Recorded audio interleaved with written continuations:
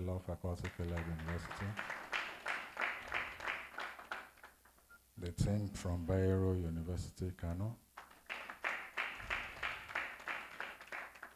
The team from Abubakar Odu University, Kogi State. The team from Edwin Clark University, Ebonyi State University. So as we go on, you will be seeing flashes of information. It has been a long but happily not torturous road for supporting this initiative. When he comes up to speak, he will also give significant background to how this initiative started. I recognize also the representative of UNODC, our good friend, Mocha, as well as other organizations here present. I wish you a very pleasant morning and afternoon. Thank you very much.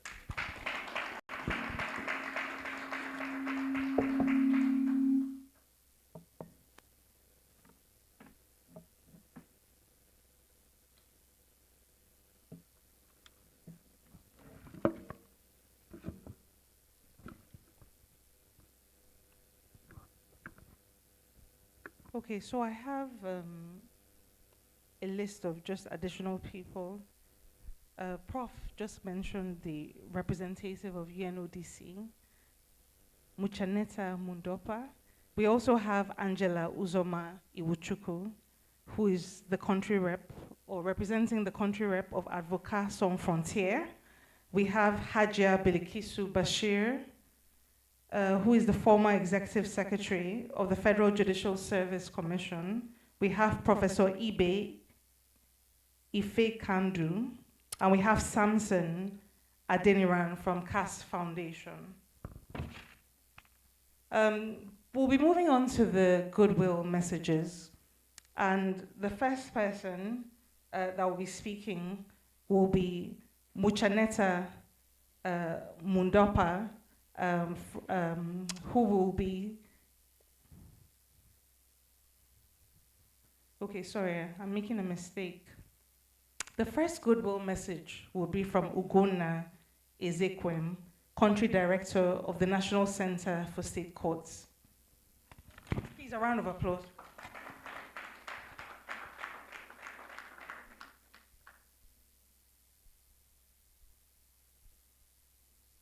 Is there a representative here? Okay, so we'll be moving on to the next person. Muchaneta Mundopa, Country Representative of the United Nations Office of Drugs and Crimes.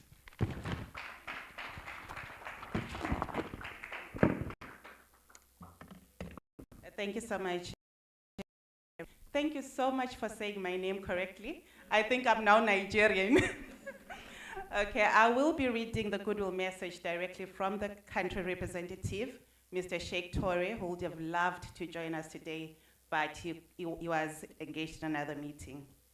The United Nations Office on Drugs and Crime extends its warmest goodwill message to the organizers, participants, and distinguished guests of the grand finale of the Juritrust Center for the Administration of Criminal Justice Academy Moot competition. We commend the Juritrust Center for its unwavering commitment to advancing legal education and strengthening the administration of criminal justice in Nigeria through initiatives that promote advocacy, critical thinking, and practical engagement among emerging young lawyers and legal professionals. This competition represents not only an academic exercise, but also a vital platform for nurturing the next generation of justice sector leaders. To the participants, your dedication, intellectual rigor, and passion for justice are truly inspiring. Moot competitions such as this play a pivotal role in equipping young lawyers with the analytical and legal ethical foundations necessary to uphold the rule of law, protect human rights, and contribute meaningfully to sustainable development. UNODC recognizes that access to justice and effective, accountable institutions are central to achieving sustainable development goals, particularly SDG 16. We therefore upload efforts that build capacity and foster dialogue, as well as strengthen the integrity of legal systems. As you engage in the grand finale today, we encourage you to contribute to continue striving for excellence, fairness, and innovation in the pursuit of justice. Your voices and contributions are essential in shaping a more just, equitable, and inclusive society. To my good friend, the Prof, I really commend your dedication for striving for justice in Nigeria. I think since our first interaction in 2023, you have really maintained the standard, and congratulations to the Jury Center. We wish you well.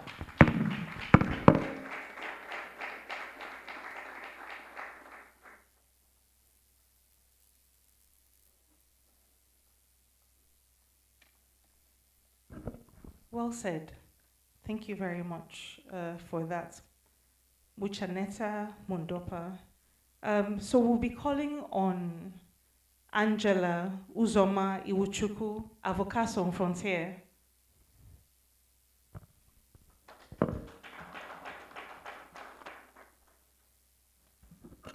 Good morning, everyone. Thank you so much for having me here today. I'm from Avocats Sans Frontières France, Lawyers Without Borders France, and we are indeed very glad to be associated with today's activity. Thank you, Professor Adedeji Adekunle, for putting together this very important Moot competition and also the panel discussion. Good morning, sir. From theory to trial, mentorship pathways for emerging criminal lawyers in Nigeria. For us in Avocats Sans Frontières France, one of the things that I have to say is that this is one of the key ways of ushering our young jurists. In my time in school, would say lawyers in equity, but it seems the terminology has evolved. So, so for the young jurists, this is a key opportunity that you have, not just to interrogate on the issues, for the competition, but also to brace you up for what is out there in terms of legal practice. But one of the things that I want to say in the few minutes that I have is that I want to challenge you as young, not in terms of age, because indeed during my time in law school, I had classmates and friends that were in their 70s, but young in the profession. So you are the one really to evolve this legal profession. In Nigeria, it needs to evolve. And because I come from the organization that has no borders, I can tell you that indeed you should think beyond the scope of legal practice within the country. It's not just reserved for our eminent senior advocates who are seated on my left, but as a young professional, whether in terms of age or in terms of when you're joining the legal practice, it is absolutely possible. And how do you achieve that? The Jury Center has already started you on a very important path to it, such as exposing you by participating in this competition. You're really on the right path. But I will encourage you also to leverage on mentorship.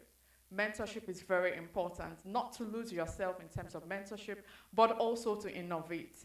Innovation is very crucial because right now you're entering the legal space. Beyond that, you need to think innovation. Think of different ways. What are the things that our seniors have done that you can do differently? Leverage on technology. And with that, I congratulate you. Everyone here is a winner, regardless of who takes away the first position. You're already a winner by coming here, and congratulations to you all. Thank you very much for having me.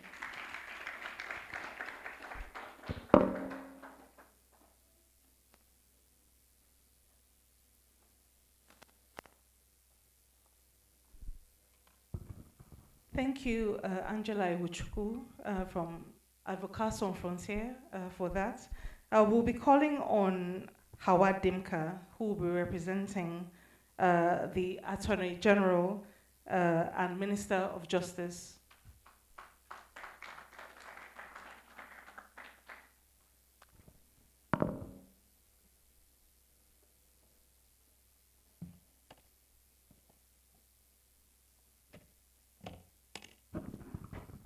morning, distinguished guests present, my lords present here, learned senior advocates, law students, and all participants.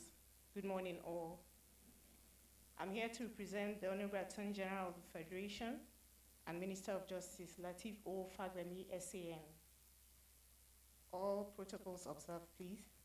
It gives me great pleasure to convey my goodwill to the organizers, participants, and distinguished guests at the grand finale of the Juritrust Center Administration of Criminal Justice Academy Moot competition.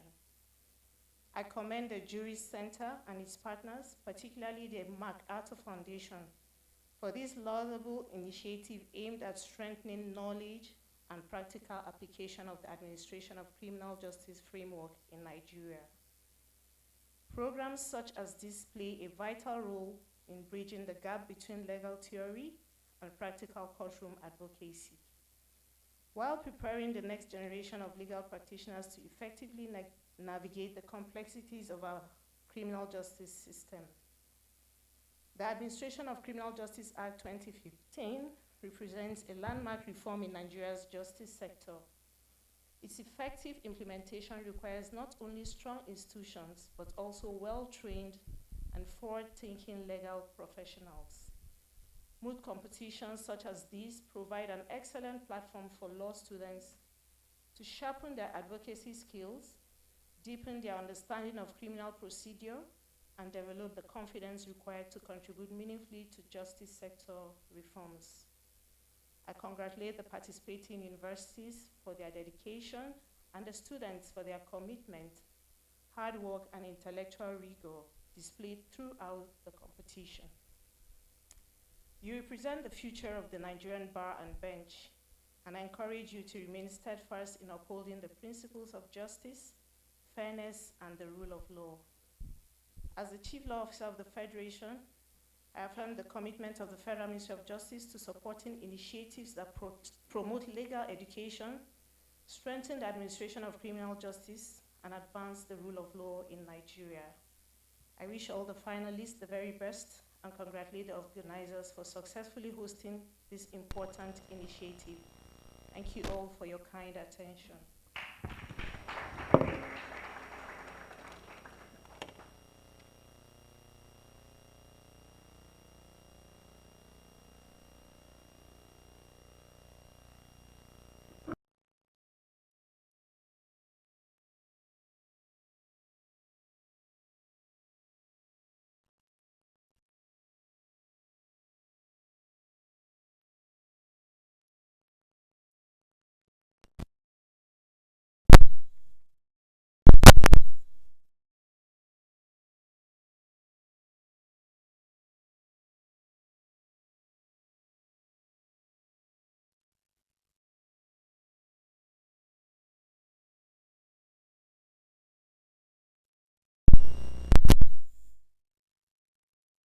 Recognize you specifically. Okay, I also recognize you as well. Yeah. The other senior advocates of Nigeria who are here, but I think as the lady said, the most important people are the students who have come from different parts of our country to be in this competition. So you are all welcome to this competition.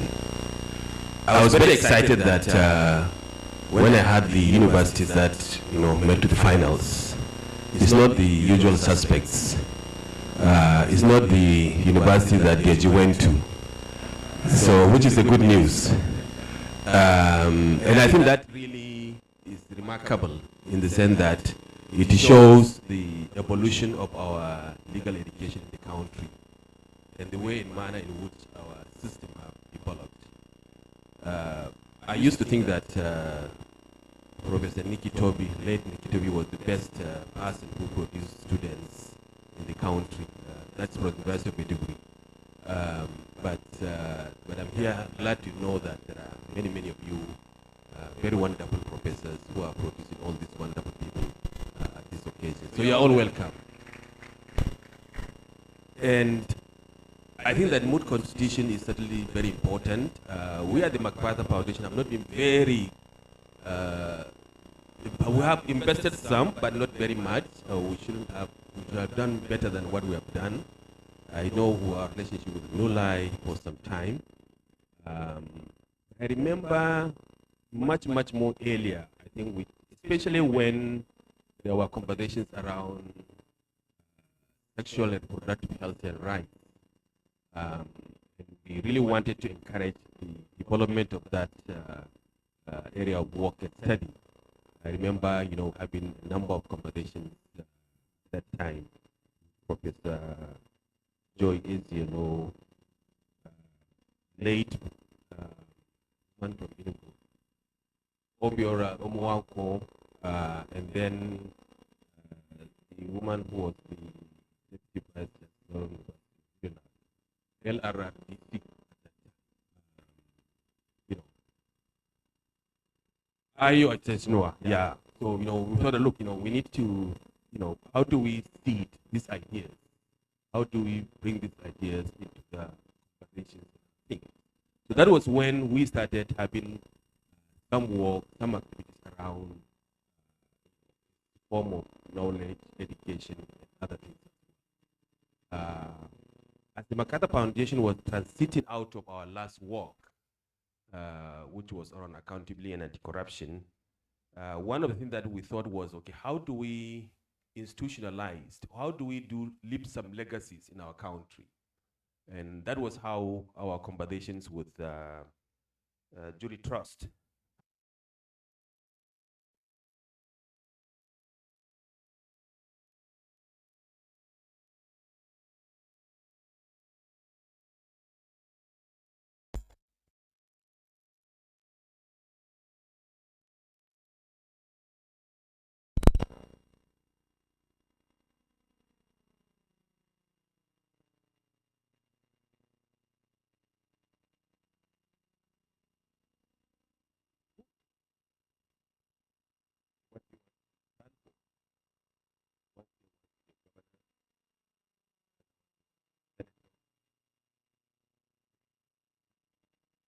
This is the problem in this country. You're not thinking of your local government. How can you begin to start running without learning to crawl? And I think that's part of the major challenges in our political system, whereby people who have never been local government council want to be governor, senator, but it's always a disaster. So I think that, look, have you ever seen an emir? No, even if you are a CPN governor, you had a title before you become governor, the emir of Kano. You don't just wake up in the morning and someone will say, oh, you're the emir of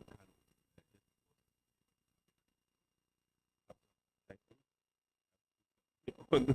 Work in some places and other things before you can actually become an emir. So our own political system also need to learn that one. So I told them, look, maybe, you should pay attention to your local government council, be a councillor, be a local government person, and then maybe you can grow gradually and be whatever you want to do and other things. And I think that this mentorship program is certainly the route that we should follow in trying to see how do we encourage our young people at that very early stage so that they can develop the skills, the knowledge, and the experience and everything, so that they can become whatever they want. Because you can never be like Professor Njoku just because you want to be like him. No, he has gone through a number of processes before he became. That's why when they're referring to him as the doyen of clinical education, because gone through the ropes, that's why he's what he is and other things. So we also have to learn how to do that one. And we can do that one certainly in our communities, in our places of work, and many things as well. I think Angela also made a number of points which I just want to reiterate. One is about innovation and technology. I think that the world is changing very fast. I don't know how our campuses are dealing with this problem, but every one of us know now that all our legal briefs and other things think that someone can write within 2 seconds, 3 seconds, and therefore how are we preparing our students How are the campuses getting ready for those kind of changes and other things? I remember someone came to me and said, look, what I want to do is I want to put together all the judgments of all African countries into a database. And I'm going to use an AI to summarize whatever thing that I want to be, I want to know all the statements, all the judgments have been made. And came to me and said, this is what you want to do and other things. I said, well, I'm sorry, I don't have the resources to support you, but definitely that is where the world is moving. This is where the direction is and other things. So I think that as young people who are in the profession, I think that we also have to think about our own innovation, our own skills, and how do we go about doing some things differently. And not to, and I think this is really in some way a challenge to those of you who are representing the various universities, especially the professors. How are you dealing with this problem? How are you changing your own curriculum to deal with these issues and other things? But also, this field has actually also opened up a very big opportunity for many people. Many people who are now talking about AI governance, many of them are lawyers. Many of them are people who are looking at what are the human rights implications of AI, what are the challenges that we see in AI in terms of exposing to sovereignty of countries and nations and other things. So it has also opened a big opportunity for universities to really move in different directions, in terms of, so many of you have followed the conversation around the AI summit in India, and one of the major sessions was around communication governance. There were huge panels on communication governance, and these are led by people from faculties of law and other people in trying to look at communication governance and how is it coming up and how is it affecting people and society and other things as well. So I hope that, yes, there are challenges that are coming, but also there are opportunities that are opening up in this space of conversation. Those of you who have seen our recent advertisement about we're trying to recruit a program officer, is about technology and society and public policy and law. That is the description of the place, and I think this is something that we never had before, but we're trying to open an opportunity for someone to come and help us in this one.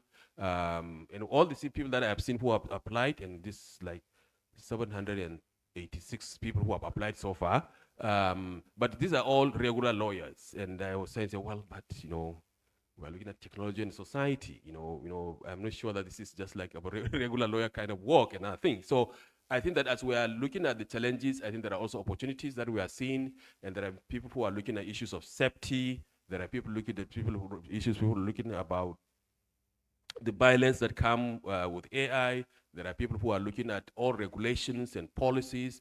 As you all know, all these technologies are developed probably by 4 or 5 companies in the world, and all of them are around Silicon Valley in the Americas. We are not part of this conversation. We don't even know what is happening in those things. No, we don't know what is happening to our data protection laws and regulations and what is happening in the system and other things. People are just using whatever we have and doing whatever they want to do and other things as well. So I think this is a very important area of work, and important thing that I think that as faculties of law in various universities should pay attention. I am disappointed that the University of Maiduguri has not emerged into this panel, but I'm sure that Professor Nikki Toby will forgive you for not recognizing his school to come to this kind of competition. But thank you very much. You're all welcome. Thank you.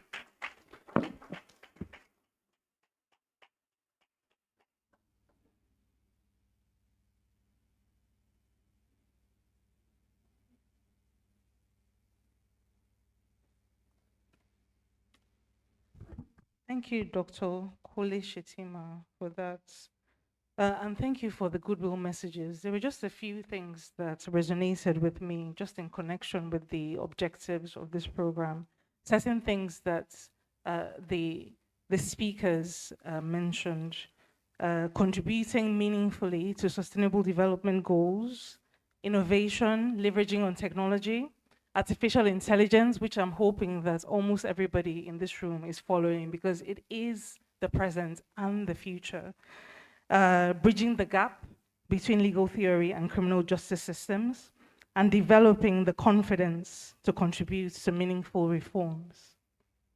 These are just some of the things, and we're hoping that some of these issues would actually just play out at the Moot competition.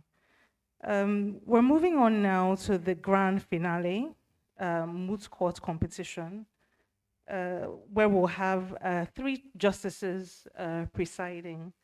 We'd like to call on Honorable Justice Joe Acha, who will be the presiding judge.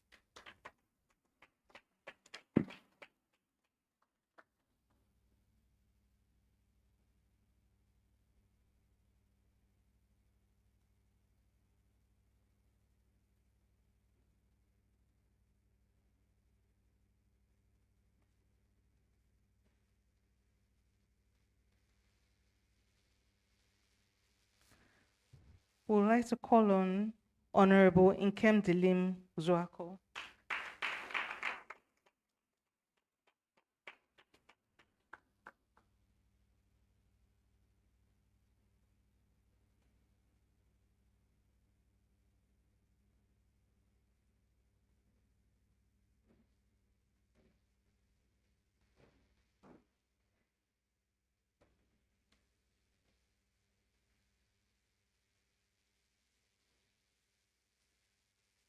Then we'd like to call on Justice Celestine Odo, who is not retired.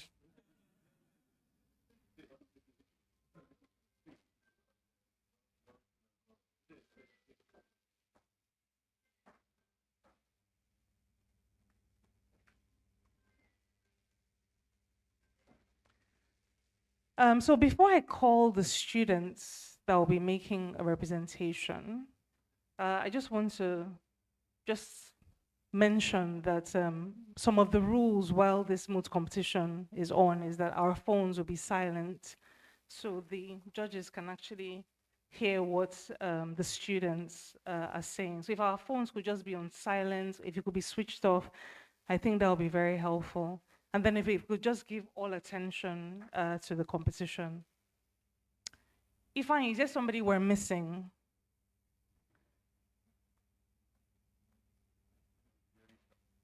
Pardon?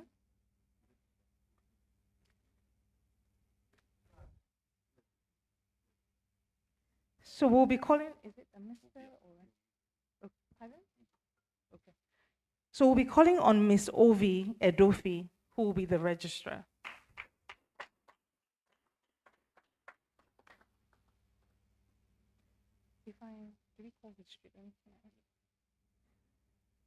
Then representing the University of Calabar is Andem Emmanuel Kelly and Fabian Emidyong Ubong.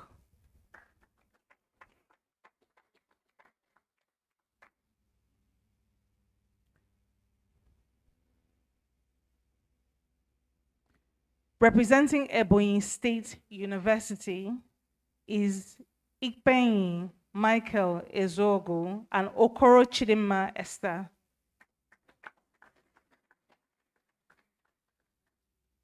Okay, so I'll take my leave and I'll hand over now to the presiding justices. Okay.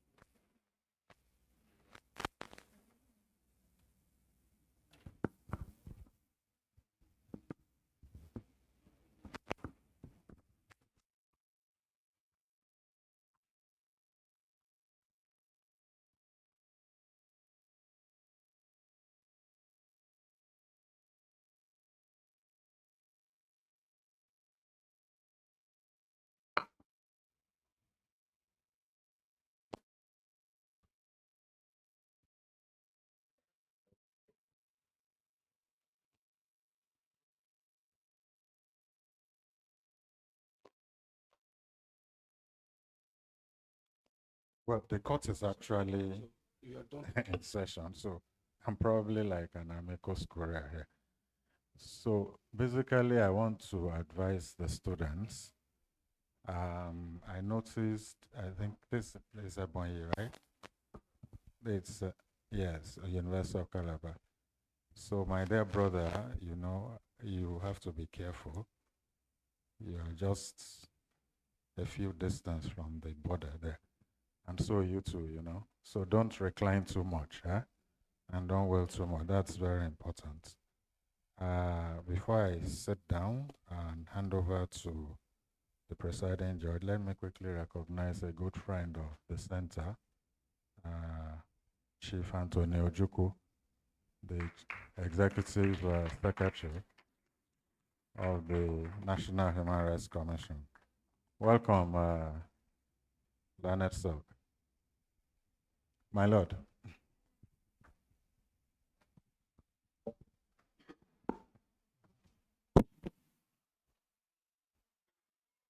Registrar, can you please call the case on the list?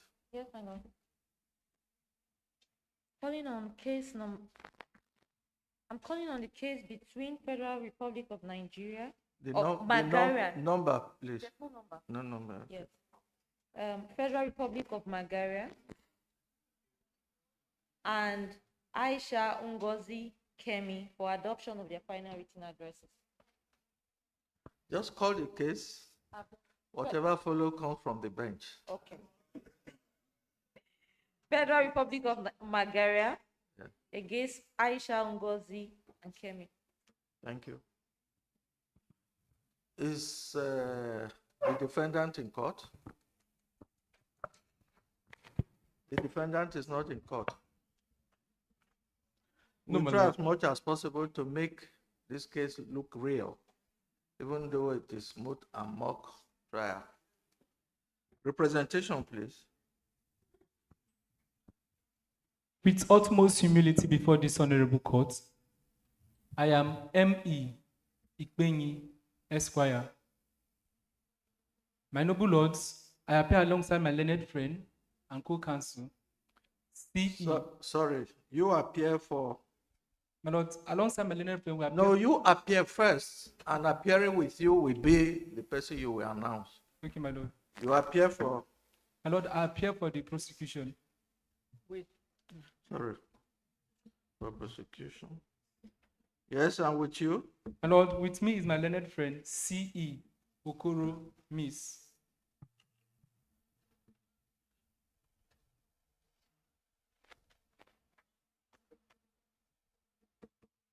Yes. Together, my lord, we appear for the prosecution. Yes, thank you. Yes? May it please this honorable court, my name is E.K. Andem. E.K. Andem. For purposes of record, Andem is spelled A-N-D-E-M. Appearing with me is my learned friend, E.U. Fabian. Sorry, who do you appear for? I appear for the defense, my lord. Yes. I appear with E.U. Fabian. Together, our representation is for E.U. Fabian. For purposes of record, Fabian is spelled F-A-B-I-A-N. Yes. Thank you, my lord. Our humble representation this morning is for the defense. Yes. The case is for adoption of written addresses. You filed your written address. You served on the defense. Yes, my lord. Defense, you received the copy. Yes, my lord. And you filed defendant's written address. Yes, my lord. We observed that there was no reply on point of law. So we take it you are going to address the court on points of law when you are replying after the adoption by the defense of their written address. You ought to file, sit down. You ought to file reply on point of law. It's okay. So it's for adoption. And you do that and go on to add-on breaks to save time. My lord, can counsel be heard? You say what? Can counsel be heard with respect to the reply on point of law? No. Processes have to be filed. You have filed your processes, and we can't be canceling on record. You've already filed. We've given you a direction. After the adoption, we'll give you opportunity to address the court on points of law. As the court pleases. The court pleases. Thank you, my lord. My lords, before this honorable court is the defendant's final written address dated the 23rd day of March 2026 and filed the 24th day of March 2026. In it, On what date? the 24th day of March 2026.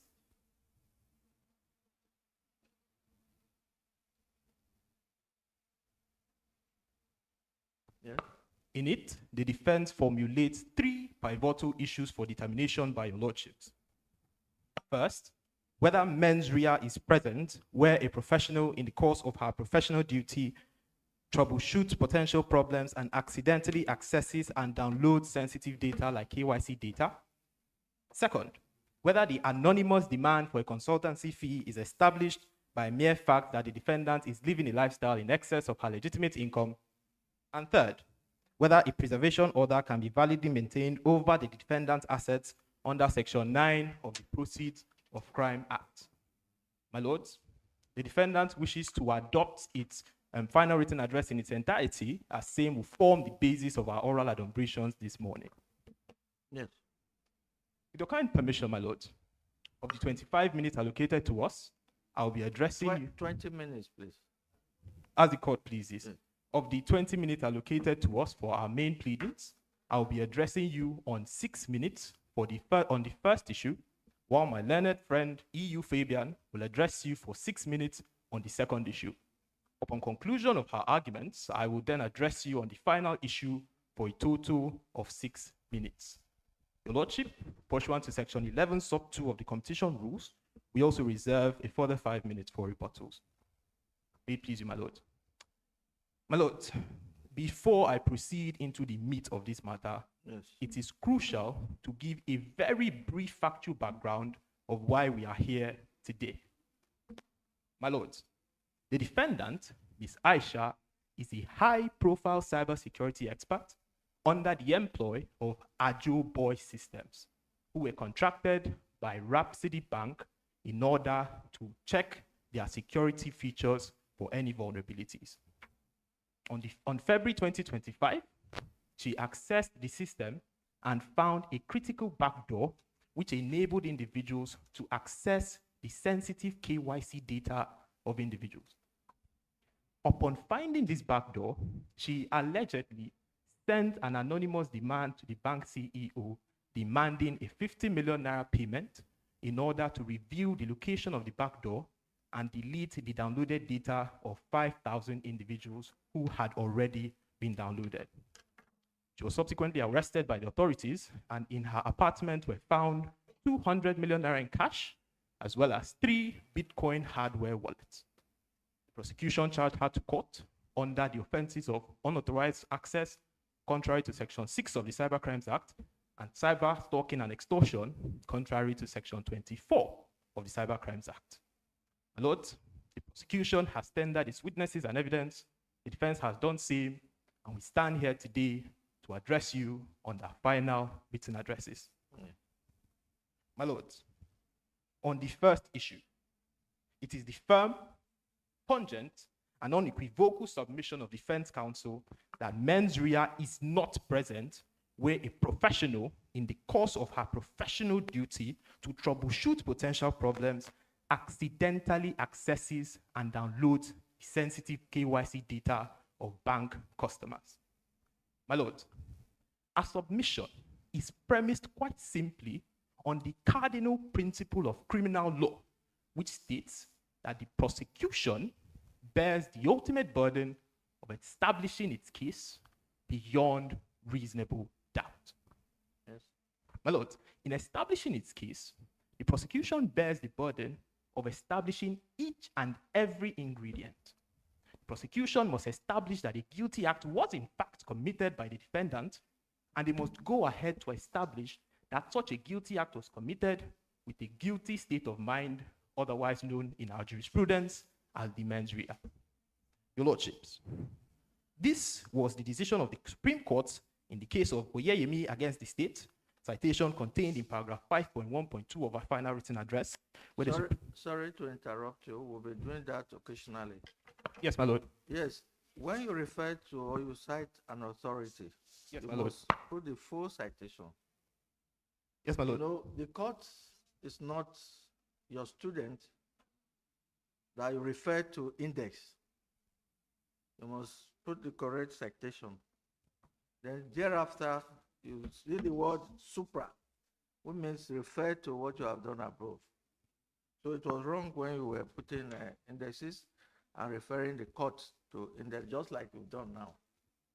So please refrain from that.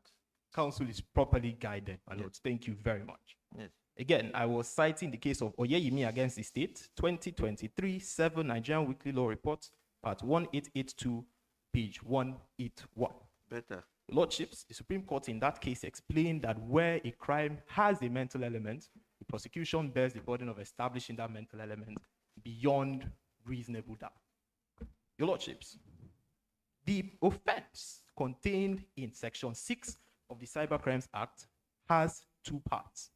The actus reus is the unauthorized access and obtaining of data, while the mens rea is that such unauthorized access must be done intentionally and it must be done for fraudulent purposes. Our submissions before you today are very straightforward. We submit that the prosecution has failed to establish that the access was done intentionally, and we further submit that the defendant has failed to establish any fraudulent purpose for which the unauthorized access was done. For purposes of clarity, Your Lordship, the word intentionally was defined by the Supreme Court in the case of Nwokearu against the state, 2013, 16 Nigerian Weekly Law Report, part 1380, page 207, where it stated thus: an act is intentional if and insofar as it exists in idea before it exists in the realm Sorry, of fact. is that the beginning, the page? You refer to the particular page you are reading from. My lord, this citation is contained in page 235, paragraphs D to F. Okay.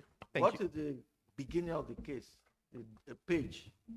A page what? It begins at, the judgment itself begins at page 207. Yes. My citation begins at page 235, Okay. paragraphs D to F. Thank you. Thank you, my lord. And also, the Supreme Court case of Court of. Supreme Court case, my lord. Okay. Thank you. So as I was noting, the Supreme Court explained that an act is intentional if and insofar as it exists in idea before it exists in the realm of fact. The idea realizing itself in the fact because of the desire by which it is accompanied. Your Lordships, the defense has made clear, time without number, that the access or the downloading of the KYC data was done unintentionally. We must go back again to the facts.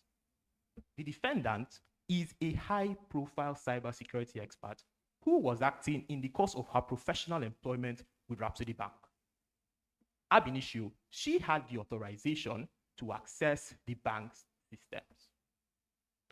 In the course of her professional duty, she recognized and discovered a critical backdoor. And then, in order to prove the existence of this backdoor, as is common in cybersecurity practice, she then proceeded to attempt to exploit the backdoor in order to understand how a third-party actor would do. In that case, in that scenario, in the course of that exploitation, she accidentally downloaded 5,000 KYC, the data of 5,000 customer and bank customers. Your Lordship, where the defendant gives an explanation, however improbable, the prosecution bears the burden of rebutting that explanation.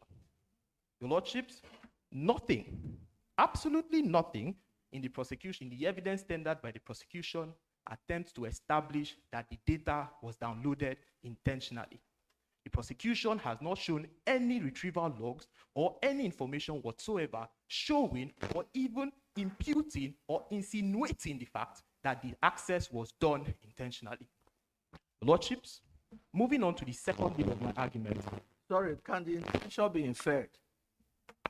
My lord, please, what was the question? Can the intention be inferred from actions? Yes, my lord. Because even the devil cannot read the construction of a man's mind from the eyes. Yes, my lord. We understand that intention can actually be inferred by the conduct of a defendant, Yes. but our submission in the present case is that the conduct of the defendant in the present case cannot impute that intention.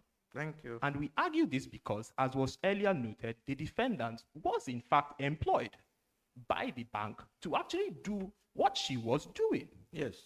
Your Lordship, moving on to the second limb of my argument on this first issue, I submit that no fraudulent purpose has been shown by the prosecution.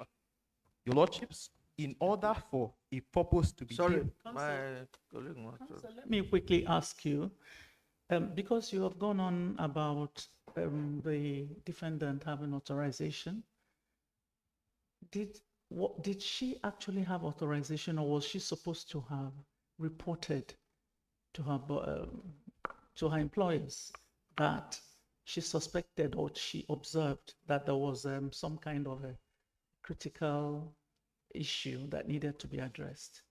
Yes, my lord. We actually understand that the defendant had the obligation of actually reporting it.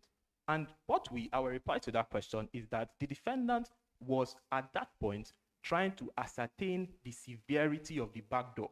And in order to generate a report with which she could then take further up to the bank in order for the bank to actually act on it. So it would be unusual for a cybersecurity expert to just go to their employers with half-baked facts. The defendant had the burden of showing and establishing, crucially, what the problem was before she could then go ahead to meet her employers. We don't know the detail into the anonymous letter or mail that were written to the bank. Yes, my lord. So you take them together with the second issue. So, my lord, on the anonymous letter, the question of the anonymous letter vis-a-vis establishing either intentional and unintentional act of fraudulent intent, Yes. we submit that for a crime to be proved, the mens rea and the actus reus must exist contemporaneously. So, when a person commits an act and then later generates criminal intent or generates a criminal mind, such the initial act is not ab initio wrong or guilty or illegal. So, your lordships, if the defendant had initially accessed these data for legitimate reasons and maybe further on, and we even contend that it was the defendant that actually did, but even assuming at the window that she did in fact send that letter was done long after the initial access was done. Yes. And that is our submission on that particular point. So, your lordships, it is thus, based on the foregoing arguments, that we submit that the prosecution has failed, first of all, to establish an intentional act, and that they have then further failed to establish a fraudulent purpose, which is necessary, in fact, fundamental to the establishment of an offense under Section 6 of the Cybercrimes Act.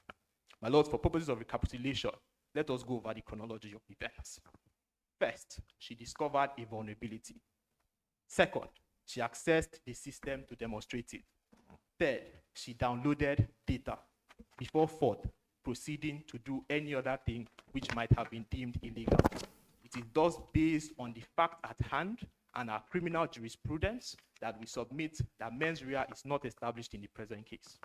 At this juncture, I will yield the floor to my learned friend, EU Fabian, to address this honorable court on the second issue. Thank you, my lords. Thank you.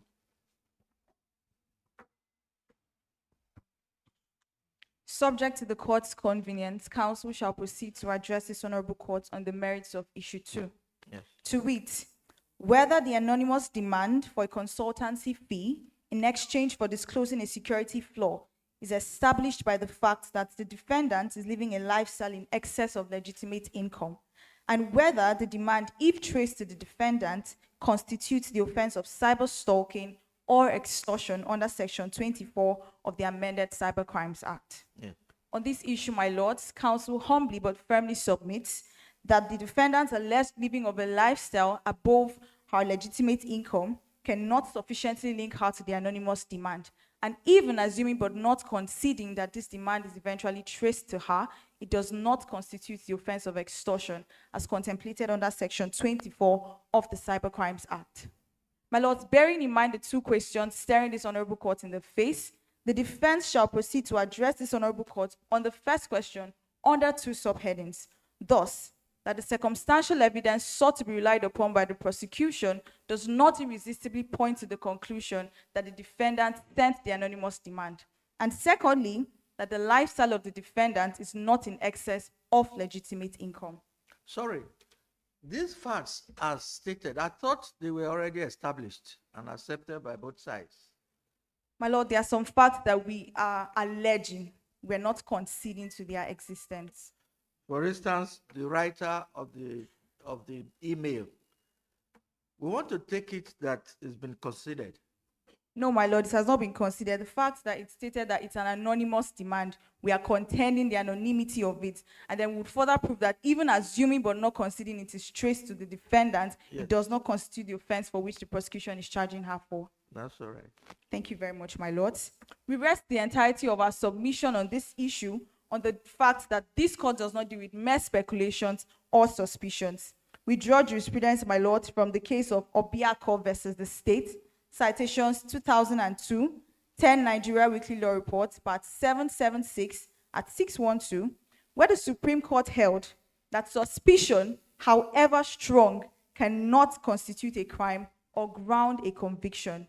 We further draw jurisprudence from the case of Anyanwu versus the state, citations 2012, 16 Nigeria Weekly Law Report, part 1326 at 221, where the Court of Appeal, aligning itself with the Supreme Court, found that a person cannot be convicted on mere suspicion, which is the act of suspecting or imagining something without evidence. Such evidence, as the Court of Appeal, is unsafe, risky, and uncertain, as it is based on chance or speculation. Building upon the authorities cited and following the first head of our submission, the circumstantial evidence sought to be relied upon by the prosecution does not irresistibly point to the conclusion that the defendant made the anonymous demand. This we unequivocally maintain because the mere fact that some money was found in the premises of the defendant does not prove anything without any form of material or solid evidence that the money found on her was gotten illegitimately. Gliding carefully on to the next limb of our submission under the first question. Just a moment. Thank you, my lord. Was she confronted with the source of that money? My lord, the 10 million also. The prosecution contends that the funds were illegitimate, and so going by the illegitimacy of these funds, they are alleging to trace it to the anonymous demand constituting the offense of extortion under the Cybercrimes Act. No, that's a different issue because there's no evidence that that any money was paid by the bank based on the anonymous letter. Yes, my lord, but going by the facts of the case, that is the stance of the prosecution, so we are Yes. taking it from that angle. That's all right. Thank you very much, my lords. This we contend, okay, on the second limb of our submission, it is the defense's position that the lifestyle of the defendant is not in excess of legitimate income, and we contend this, taking into cognizance the fact that the defendant is a high-profile cybersecurity expert, and we live in a world where companies, both local and foreign, engage the services of these high-profile experts to fix bug bounties, and they are being paid very heavily. So seeing that the defendant falls under this category of persons, it cannot be said that her lifestyle is in excess of legitimate income, my lords. Now, having established Counsel, I'll just stop you for 1 minute. No problem, my lord. I want to ask a follow-up question to what the learned presiding judge asked. It appears the prosecution bases the charge, of illegitimate earnings on the fact of having discovered so much money in the house of the defendant. Are you saying that, because we didn't hear the evidence, are you saying that evidence, was adduced by the defendant to show the source of this funding or the source of the money found with her? My lord, the prosecution did not make findings as to the legitimacy of the funds. But was the money found in her possession? Yes, my lord. So if I understood your question clearly, the prosecution stance is not, they're not contending or their problem is not necessarily the legitimacy of the funds at hand. They're not concerned with knowing where this money came from. They just suspect that because an anonymous demand was made, they suspect that she's also into other legitimate businesses that would have gotten her these funds that were found at her apartment. But Section 9 of the recovery of and management of funds, what does it say? My lord, You have to prove that the money was linked to that particular offense. If my lords would permit me, my co-counsel will be addressing that under the third issue, so I don't deviate into his side. Thank you very much, my lords. And also, mind you, that the prosecutor is saying that Aisha Ngozi has not been doing anything for past three years. Yes, And such a huge amount of money was discovered. So there is a process of illegal activity. So not being employed and have such money, advise your mind to it. Okay, my lord. That's where I made mention of the fact that we have invoked a system where big tech companies engage security services of high-profile cybersecurity experts to fix bounty work budget. So when I conducted research, I discovered that over 6 months ago, Google tech companies like Google, Microsoft, and Apple were paying up to $1 million for this Yeah, you said so in your address. Yes, my lord. But you do not particularize the one related to the Aisha Ngozi. Which company did she work to earn that money? That paid that money. Which company? Not just that they can make. Where did he make the money? No, my lord, that was not really a matter of contention in the fact. So we are only linking this to show that. That's why we were urging on you to accept the fact as established that the money was found in her possession. My lord, we don't contend that the money was not found in her possession. We are contending that the money was not gotten illegitimately. That's our But contention. you know there's forfeiture proceeding. Yes, my lord. What you have in your third arm of your address is preservation of the money. I know your learned friend is coming to that, so when we get there, we'll cross the bridge. As the court presents. Thank you very much, my lord. Yeah. Having established that the prosecution has not been able to link this demand to the defendant, the question that stares this honorable court in the face is, assuming but not conceding this demand is eventually traced to the defendant, does it constitute the offense of extortion as contemplated action by illegal means, as by force or by coercion?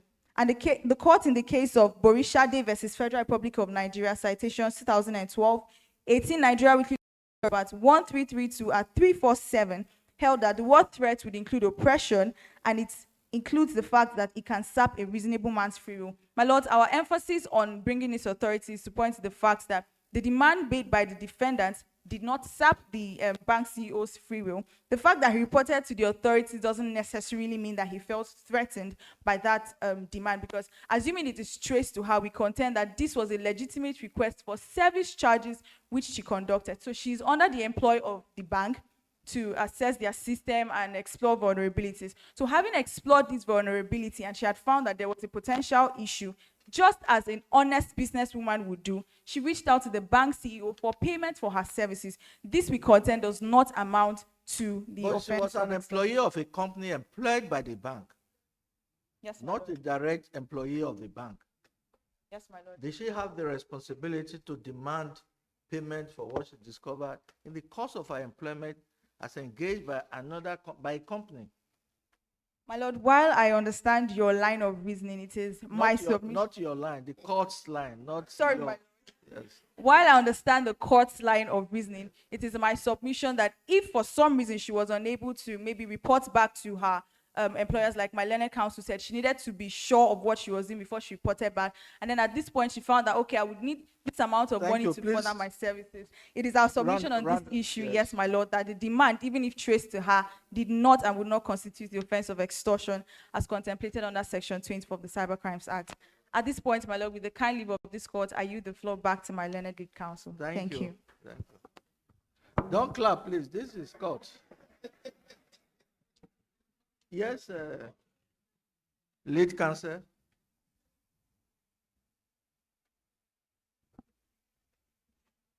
Thank you, my On lord. the last issue. Yep. Yes, my lord. Apologies.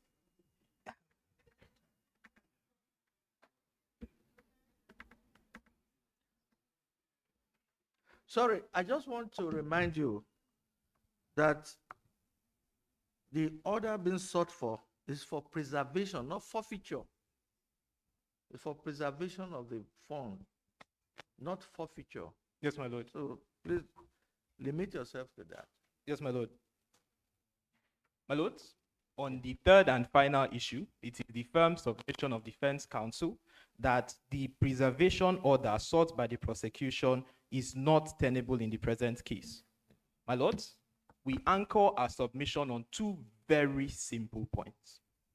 First of all, the fact of the case sub judice do not fulfill the requirements for the granting of a preservation order in the present case. Yes. And second, even assuming it did, it is the defense's contention that Section 9 constitutes a violation of the defendant's Section 36(5) rights, as well as their Section 44 rights under the Constitution relating to fair hearing and rights to ownership of movable and immovable property anywhere in Nigeria, respectively. Yes. I will address these points seriatim. Yes. My lords, on the first point, pursuant to Section 9(1) of the Proceeds of Crime Act, in order for the court to grant a preservation order, the court must do so where it is the assets are reasonably suspected to have been derived from unlawful activities. Subsection 2 goes further to delineate 3 disjunctive scenarios where a preservation order can validly be granted. My lords, they are, first, where there are reasonable grounds to believe it represents the proceeds of unlawful activity. Second, where there are reasonable grounds to believe it is involved in the facilitation of unlawful activity. And third, where there are reasonable grounds to believe it is intended to be used to facilitate unlawful activity. My lords, what is our contention in the present case? We simply submit that the prosecution has failed to adduce any evidence before this court placing the facts of this case within the 3 disjunctive scenarios under Section 9(2), within which this court can grant a valid preservation order.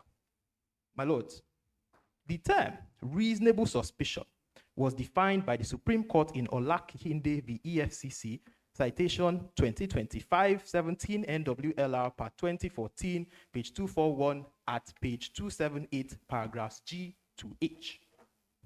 My lords, in that case, reasonable suspicion was defined as a particularized and an objective basis supported by specific and articulable facts. My lords, a particularized and objective basis supported by specific and articulable facts. My lords, the order sought under Section 9 sub 2 is not granted by mere speculation, by mere suspicion, by mere market women finger pointing. It is supported by direct, specific, and articulable facts that point to the defendant's illegitimate activity which resulted in the proceeds of crime. My lords, our submission in the present case is that, taking the facts of this case in its entirety, it cannot be said that specific and articulable facts exist to ground an order, a preservation order, pursuant to Section 9 sub 1. My lords, the wealth of the defendant can be validly explained. As my co-counsel noted... By counsel? Yes, my lord. At the address stage? My lord, it's contained in the facts. I would be paying the source of respect to the facts. The source of the money? Yes, my lord. Of the 200 million? My lord, if in paragraph 2.1 of the facts, yeah, the 2.1. defendant's statement of facts, yes, it is noted that she is a high-profile cybersecurity expert. Is that sufficient proof of the source? A high-profile... Yeah, my lord, counsel is coming to his point. Yes. So, the defendant, first of all... Because as I said earlier on... Yes, my lord. The order made or sought by the prosecution is to preserve the fund so that it's not dissipated.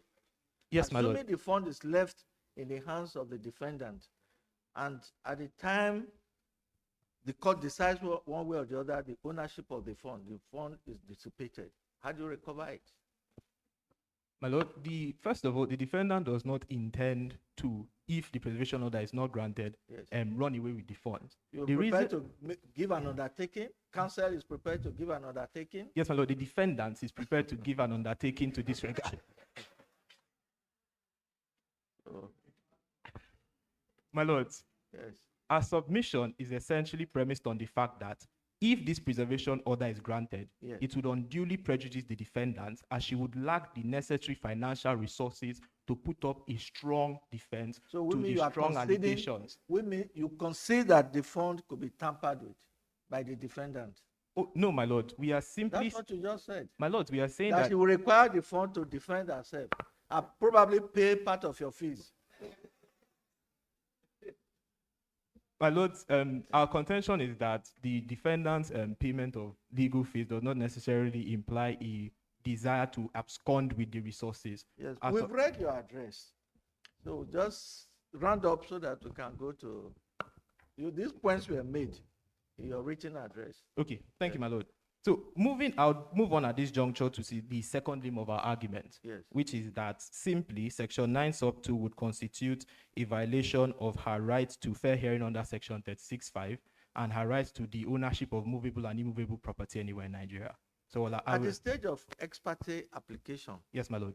can the respondent, in fact, or at that point, is she a party to that proceeding? Oh, no, my lord. The ex parte motion would be only moved by the state.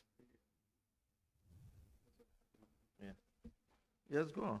Thank you, my lord. So essentially, our point on this issue is that, first of all, Section 9 sub 2 constitutes a violation of her Section 36(5) right to fair hearing. Yeah. And we premise our submission simply on the fact that A, the preservation order is granted pursuant to an ex parte application where the defendant is not allowed to defend herself. And second, that the preservation order would strip the defendant of the necessary resources to actually mount a successful defense. My lords, in the case of Olayiye v. Oyaleran, citation 2019 for Nigerian Weekly Law Report, part 1662, page 351, the Supreme Court aptly noted that the right to fair hearing is not only a constitutional right.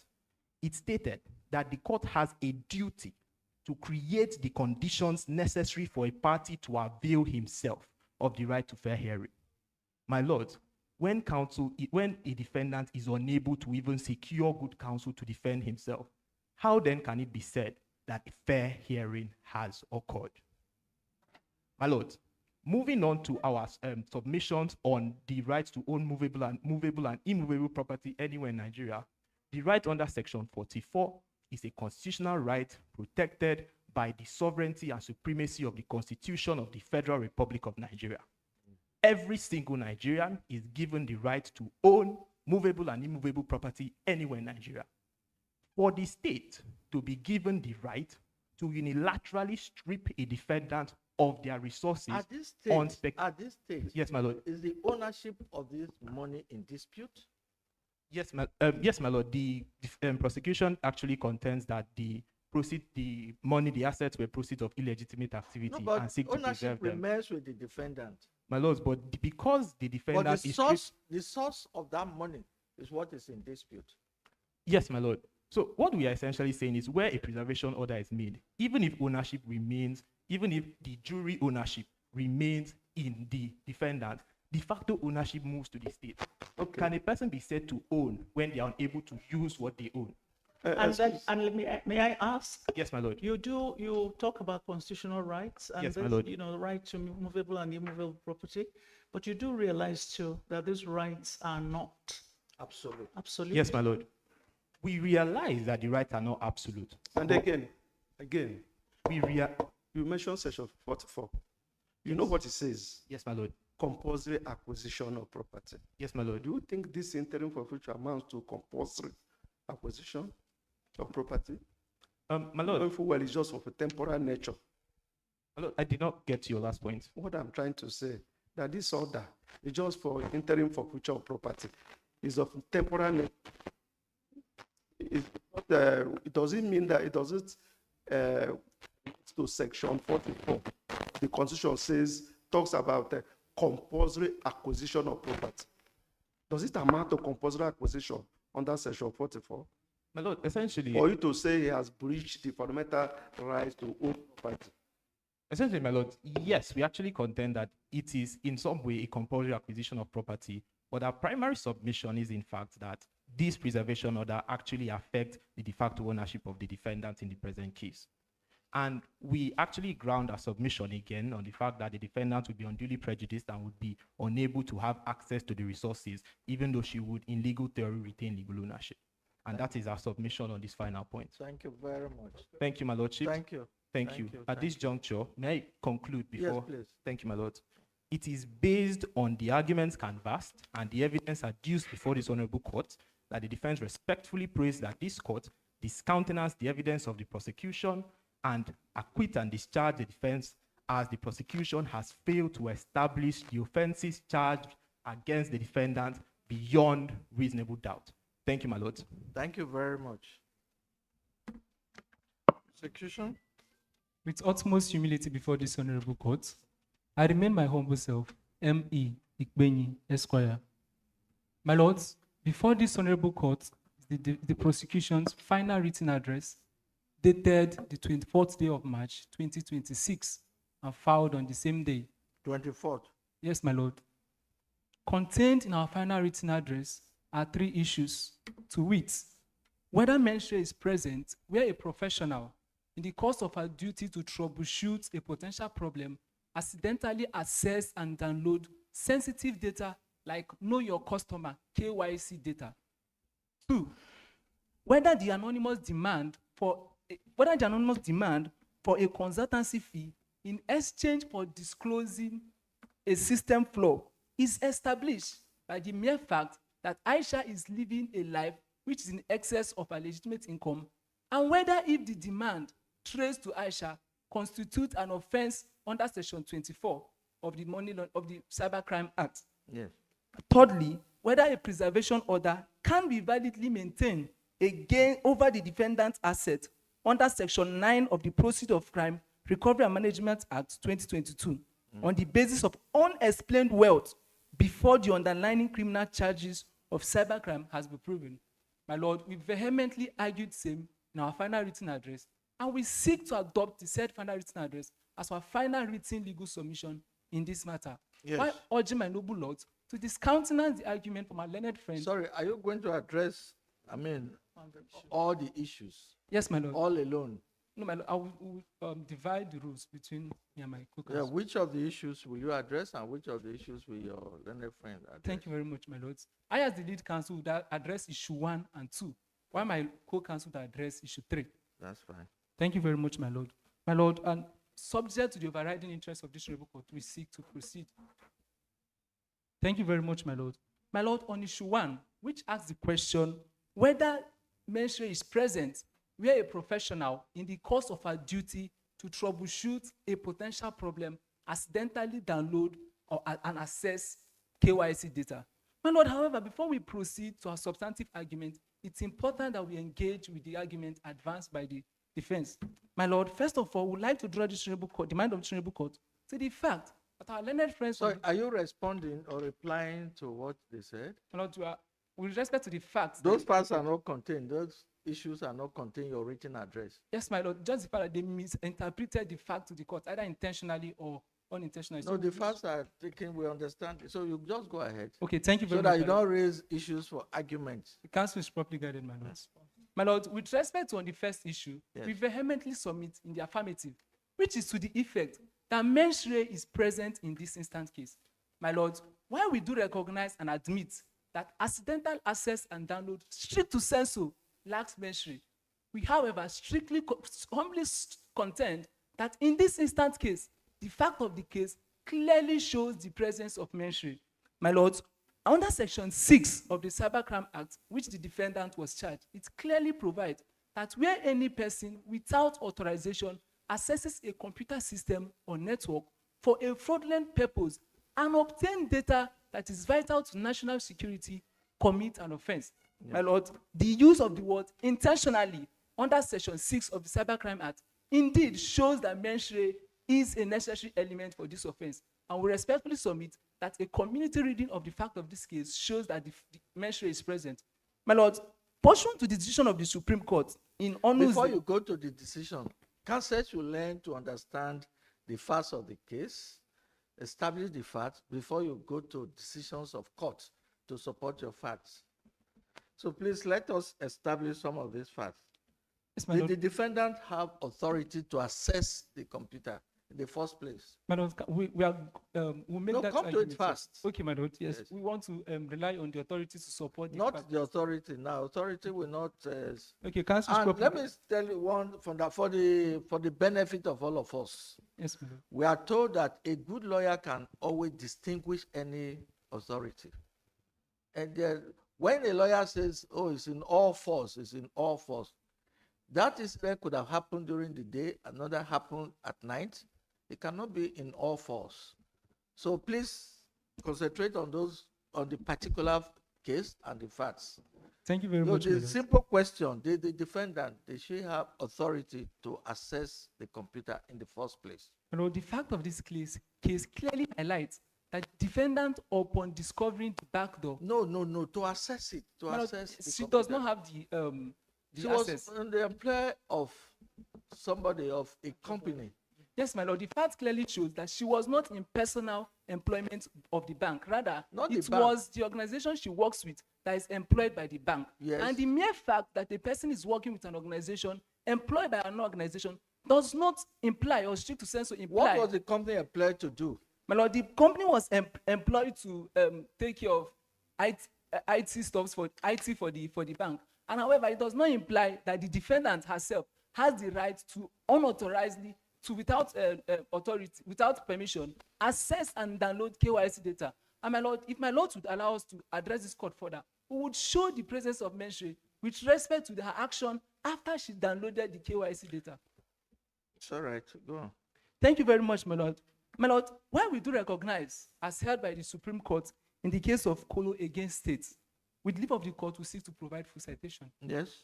2017, 9 Nigeria Week Law Report, Part 1889236. The court in that case held that intention could be interpreted from the overt act of the defendant. My lord, and in this instant case, we respectfully submit that a community consideration of the action of the defendant, coupled with the action she took after she downloaded the data, would reveal the obvious presence of Menstrie. According to the fact of the case, my lord, upon discovering the back door in the bank vault system, she decided to access the mainframe system without authorization.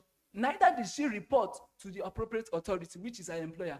Now, when she downloaded 5,000 high net individual KYC data, she went ahead to send an anonymous demand email to the bank CEO, demanding 50 million naira as a consultancy fee in order for her to disclose the source of the backdoor and as well as to delete the data that she has downloaded. Counsel, I just want to, for 1 minute, I want to go back to the facts as given. The facts as provided actually uses the word accidentally downloaded or accidentally, in the course of troubleshooting, the defendant is supposed to have accidentally downloaded. These are the facts as given. And does it not appear that at that point, there was no Menstrie? As the court pleases, thank you very much for the question and the answer to the question. My lord, while we admit that strict to sensu, accidental download on its own lacked Menstrie, however, my lord, a community reading of the action of the defendant, it's important, as intention can be inferred from the intervening circumstances, the action or inaction of the defendant, my lord. And the aftermath of the action of the defendant clearly shows the intent to commit the alleged offense. My lord, we seek to proceed with the argument. Thank you very much, my lord. My lord, these objective factual circumstances provided this honorable court has clearly shown the evidence of Menstrie before this honorable court. Our learned friends from defense counsel has eloquently argued that the download was an accident. However, my lord, contrary to such submission, we respectfully submit that the action of the defendant does not qualify as an accident. And my lord, the court has held in Maman against States, with leave of the court to provide full citation. Yes. 2025, 1 Nigeria Week Law Report, Part 1973281, that for an act to qualify as an accident, it must be a result of an unwilled act, or an act that is not expected in the ordinary course of events. My lord, in that case, the court further held that where act is deliberate, even if the result was not intended, the defendant cannot call it an accident as long as the consequence is reasonably foreseeable. And in this instant case, as an expert in cybersecurity, a reasonable and prudent cybersecurity expert would have foreseen the consequence of accessing a vulnerable mainframe system. It's on this ground that we respectfully submit that the data asset, that the action of the defendant does not qualify as an accident. And we therefore respectfully urge my noble lord to resolve issue 1 in favor of the prosecution by finding that mens rea is present in this instant case, considering the action of the defendant after she has accessed the bank mainframe computer. Yes, this the anonymous letter. Was it tendered in evidence? My lord, it's assumed that it was tendered in evidence. It was tendered. Yes, my lord. Was there any objection on the tendering of same in evidence? Any objection? My lord, there was no objection. Is the computer generated evidence? My lord, of the fact, of course, my lord, computer generated evidence pursuant to section 84 of the Evidence Act is required to be accompanied by a certificate of compliance, which we duly complied with when tendering the computer generated evidence. Okay. Okay. Thank you very much, my lord. Thank you.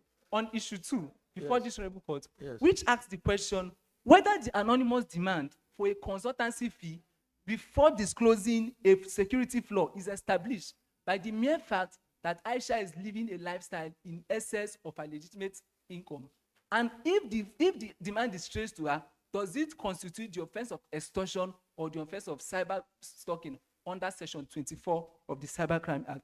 And to this issue, my lord, we vehemently answer in the affirmative, which is to the effect that the anonymous demand constitutes a strong circumstantial evidence establishing that Aisha indeed sent the anonymous demand.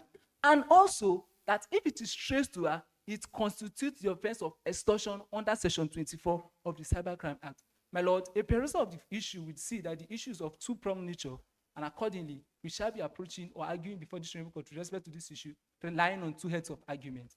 Firstly, that Aisha's lifestyle, which is in excess of her legitimate income, is a strong circumstantial evidence establishing the anonymous demand for a consultancy fee. Secondly, that the demand, if traced to Aisha, constitutes the offense of extortion under section 24 of the Cybercrime Act. And my lord, proceeding to the first standpoint of our argument, we respectfully... Sorry, at the trial, did parties join issue as to the writer of the anonymous letter? Did the defendant admit writing the letter at the trial? My lord, to avoid sharp practice, because obviously, as a party, in view of the fact that there was no retrial, we won't answer. Yeah, okay, it's all right, it's all right, Yes, it's all right. So, go ahead. Yes, thank you yes, very yes. much, my lord. It's Thank all you very right. much. It's all right. So, my lord, on the first standpoint for argument, we respectfully submit that Aisha's lifestyle, which is in excess of her legitimate income, constitutes a strong circumstantial evidence establishing the anonymous demand. Please, was this any lifestyle? Was there any evidence as to lifestyle, or was it simply the presence of so much money in her possession? My lord, in addition, thank you very much, my lord, for that question. Was she riding Flashy very car. expensive cars and holding parties and, you know, what is this expensive lifestyle? Thank you very much for that question, my lord. From the Moot fact, it clearly stated that investigation revealed, and my lord, there is no better person to conduct an investigation other than the state that we represent. And from our investigation, we discovered that her lifestyle was in excess of her legitimate income. It's all right. Go ahead. Go ahead. Go on. Thank go you on. very much, my Go on, lord. yes. My lord, evidence is said to be circumstantial, where it points irresistibly to the guilt of the defendant. And my lord, it has been held to be evidence.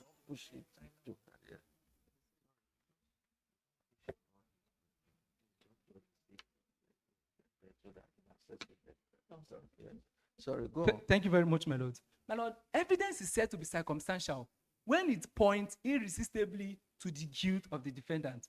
And my lord, circumstantial evidence have been held to be evidence of surrounding circumstances which by undesigned coincidence is capable of establishing a proposition with mathematical exactitude. And my lord, the court has held in plethora and litany of cases duly provided in a final written address, such as the case of State against Peter, State against Sunday, Ukwara against State, and Peter against State, that circumstantial evidence is as good as, and sometimes better than other sort of evidence. And my lord, in this instant case, Aisha's lifestyle, which is in excess of her legitimate income, the 200 million naira, as well as 3 Bitcoin hardware wallets that was found in her apartment, despite her not having any formal record of employment for 3 years, clearly shows, my lord, that clearly establishes or stand as a circumstantial evidence In this instant case, and my Lord, it's a hallowed principle of the Nigerian criminal jurisprudence that where circumstantial evidence Can we have some quiet, please? that where circumstantial evidence is unequivocal, positive, and point to the guilt of the defendant, the trial court is bound to draw inference from such circumstantial evidence to convict the defendant. And we respectfully bring to mind the decision of the court in the case of Ojo against State. I would leave on my noble lord, we seek to provide full citation. Yes, please. Thank you very much, my lord. 2023, 3 Nigerian Weekly Law Reports, part 1264 at 438. My lord, it's on this premise that we respectfully submit that Aisha's lifestyle, which is in excess of her legitimate income, as well as other facts clearly established before the Honorable Court, constitute a circumstantial evidence. My lord, now addressing the second limb of our argument. Sorry, before you go there, in all this, please, did the bank allege of any missing money from their bank? Did they allege that there's a missing money? Okay, thank you very much for that question. Indeed, from the fact of the case, the bank did not allege that there was any missing money. However, my lord, the mere fact that the bank did not allege that there was any missing money does not mean that she is not capable of obtaining the money from any other unlawful act. As pursuant to Section 18 of the Money Laundering Act, where any person obtains money through an unlawful act, such money should be held by the state, my lord. And it's on this ground that we smoothly move to the second limb of our argument, which is to the effect that the demand sent by Aisha constitutes the offense of extortion under Section 24 of the Cybercrime Act. My lord, Section 24 sub 2, paragraph B of the Cybercrime Act clearly provides that any person who knowingly or intentionally transmits any communication through a computer system containing any threat to extort any person, individual, corporation, or firm of any money or anything of value commits an offense. And accordingly, the Supreme Court has held in Chukwudebelu against State, full citations before my noble lords, that for the prosecution to establish the offense of extortion, the prosecution is required to establish 2 essential elements. 1, that a person was threatened by another with the intention of obtaining a thing of value. 2, that the accused person was the person who issued the threat with the intention of obtaining the thing of value. And accordingly, my lord, in this present case, we must respectfully submit that these elements have been satisfied, as the fact of this case clearly shows that Aisha downloaded the KYC data. She went ahead to send an anonymous email demanding for 50 million naira. My lord, why it might be argued? No, sorry, what's the threat? Because the defense has argued that it was her professional fee. Thank you very much, my lord. In response to that question, we respectfully submit that no professional demands for consultancy fee through an anonymous email. And as a matter of fact, the email carried threat, although subtle and implicit. My lord, threat could either be implied or expressed. And in this instance case, the email sent by the defendant could be given various interpretations, such as 1, the CEO could have interpreted it to mean if he failed to send the 50 million naira, she would expose the data of the bank customers, thereby exposing the bank to regulatory sanction as well as lawsuit from aggrieved customers. My lord, this clearly shows the presence of threat in the case. My lord, if the court would permit us, would further submit before the Honorable Court that the Court of Appeal has stated what amounts to threat in the ingredient of the offense of extortion. The court held that any statement made by a person to another imputing that the other's property would wrongfully suffer a loss, while that other person's freedom of action is restrained, amounts to a threat. The court went further to hold that threat does not need to be physical threat to the other person, that it is sufficient if the other is put in fear of any injury to his property, interest, or his freedom. And my lord, this was the decision in the case of Lawal and GOC, Mechanized Division, Kaduna and another, 2014, Law Pavilion Electronic Law Report, 24617, Court of Appeal. My lord, it's also important to bring to the notice of this court the decision of the U.S. District Court in the case of U.S. against Ivanov. In that case, is this court bound by that decision? My lord, it is of persuasive authority. However, we are bringing this court to draw inspiration from that decision. My lord, in that case, the court held that anonymous sending a demand letter constitutes an extortion. And according to the fact of the case, the defendant accessed the United Nations Online Information Bureau and obtained sensitive data of customers and merchants. Then he sent an anonymous email demanding $10,000 in order for him to secure the system. The court in that case held that that demand was an extortion. I will respectfully urge my noble lords to draw inspiration from that very decision, especially seeing the fact that the decision is in all force with the fact of this present case, and also that it is in consonance with the objective and aim of the Cybercrime Act, specifically stated in Section 1 of the Cybercrime Act. In conclusion, my lord, we respectfully submit this before the Honorable Court that the demand constitutes the offense of extortion under Section 24 of the Cybercrime Act, as the prosecution has clearly established all requisite elements for the offense, and we therefore pray the Honorable Court to resolve issue 1 in favor of the prosecution, as well as issue 2 in favor of the prosecution. And my lord, I would pray for the leave of this Honorable Court to grant power of audience to my learned friend and co-counsel, C.E. Okoro, who will address the court on issue 3. Thank you. May my noble lords be pleased. Thank you. Yes, counsel. May this honorable court be pleased. I'll be addressing this honorable court on the third issue raised in our final written address. Yes. To wit, whether a preservation order can be validly maintained over the defendant's assets under Section 9 of the Proceeds of Crime Recovery and Management Act 2022 on the basis of unexplained wealth before the underlying criminal charge of cybercrime has been proven. To this issue, respectfully submit in the affirmative. My noble lord, it is our humble and strong submission that the preservation order that sought to be granted over the defendant's asset can be validly and properly sustained under the law. Accordingly, Section 9 sub 2 of the Proceeds of Crime Recovery and Management Act 2022 empowers the court to make an order from prohibiting persons dealing with property suspected to be proceeds of an unlawful act or connected with the commission of an offense. This principle has received judicial notice in the case of OT against EFCC. I seek the leave of this honorable court to provide full citation. 2020 14 Nigerian Weekly Law Report, Part 1743, page 48, Court of Appeal. My noble lord, it is our argument that the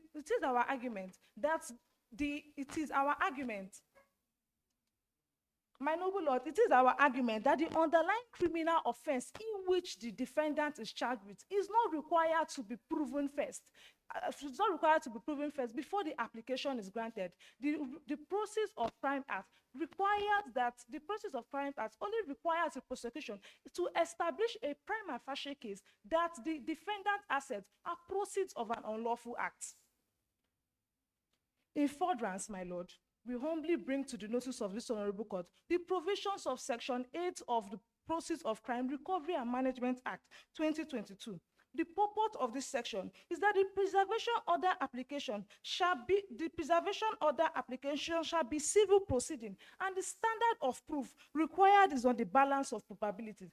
Hence, the prosecution is only required to establish that the assets are likely proceeds of crime. And it strikes principle of law that preservation order is independent of any criminal proceeding. Consequently, may be filed before the indictment or after the indictment, or even if there is no indictment at all. Hence, we urge my noble lords to hold that the preservation order can be validly maintained under Section 9 of the Proceeds of Crime Recovery and Management Act 2022. My noble lords, the fact discloses that the investigation conducted shows that Ms. Aisha Ngozi Kemi had in her possession 200 million naira and three Bitcoin hardware wallets, despite her being unemployed for a period of 3 years prior to now. My lord, it can be inferred from objective factual circumstance that the assets are likely proceeds of crime. Is she not capable of any such money? My lord, from the investigation conducted by the prosecution, it shows that she has no formal record. She has no formal record of employment within 3 years prior to now, and her legal source of income is not enough to the legitimate source of income, which has been recognized under our investigation, is not sufficient to generate 200 million naira, and 3 Bitcoin hardware wallets. What is this order meant to be? Because the defense has argued that you want to deprive her of that money. The order you are seeking, what is it meant to be, to do? The objective of this order is to recover money that are likely suspected to be proceeds of crime or connected with the commission And what of are an you going to offense. do with the money The money is going at to, this stage?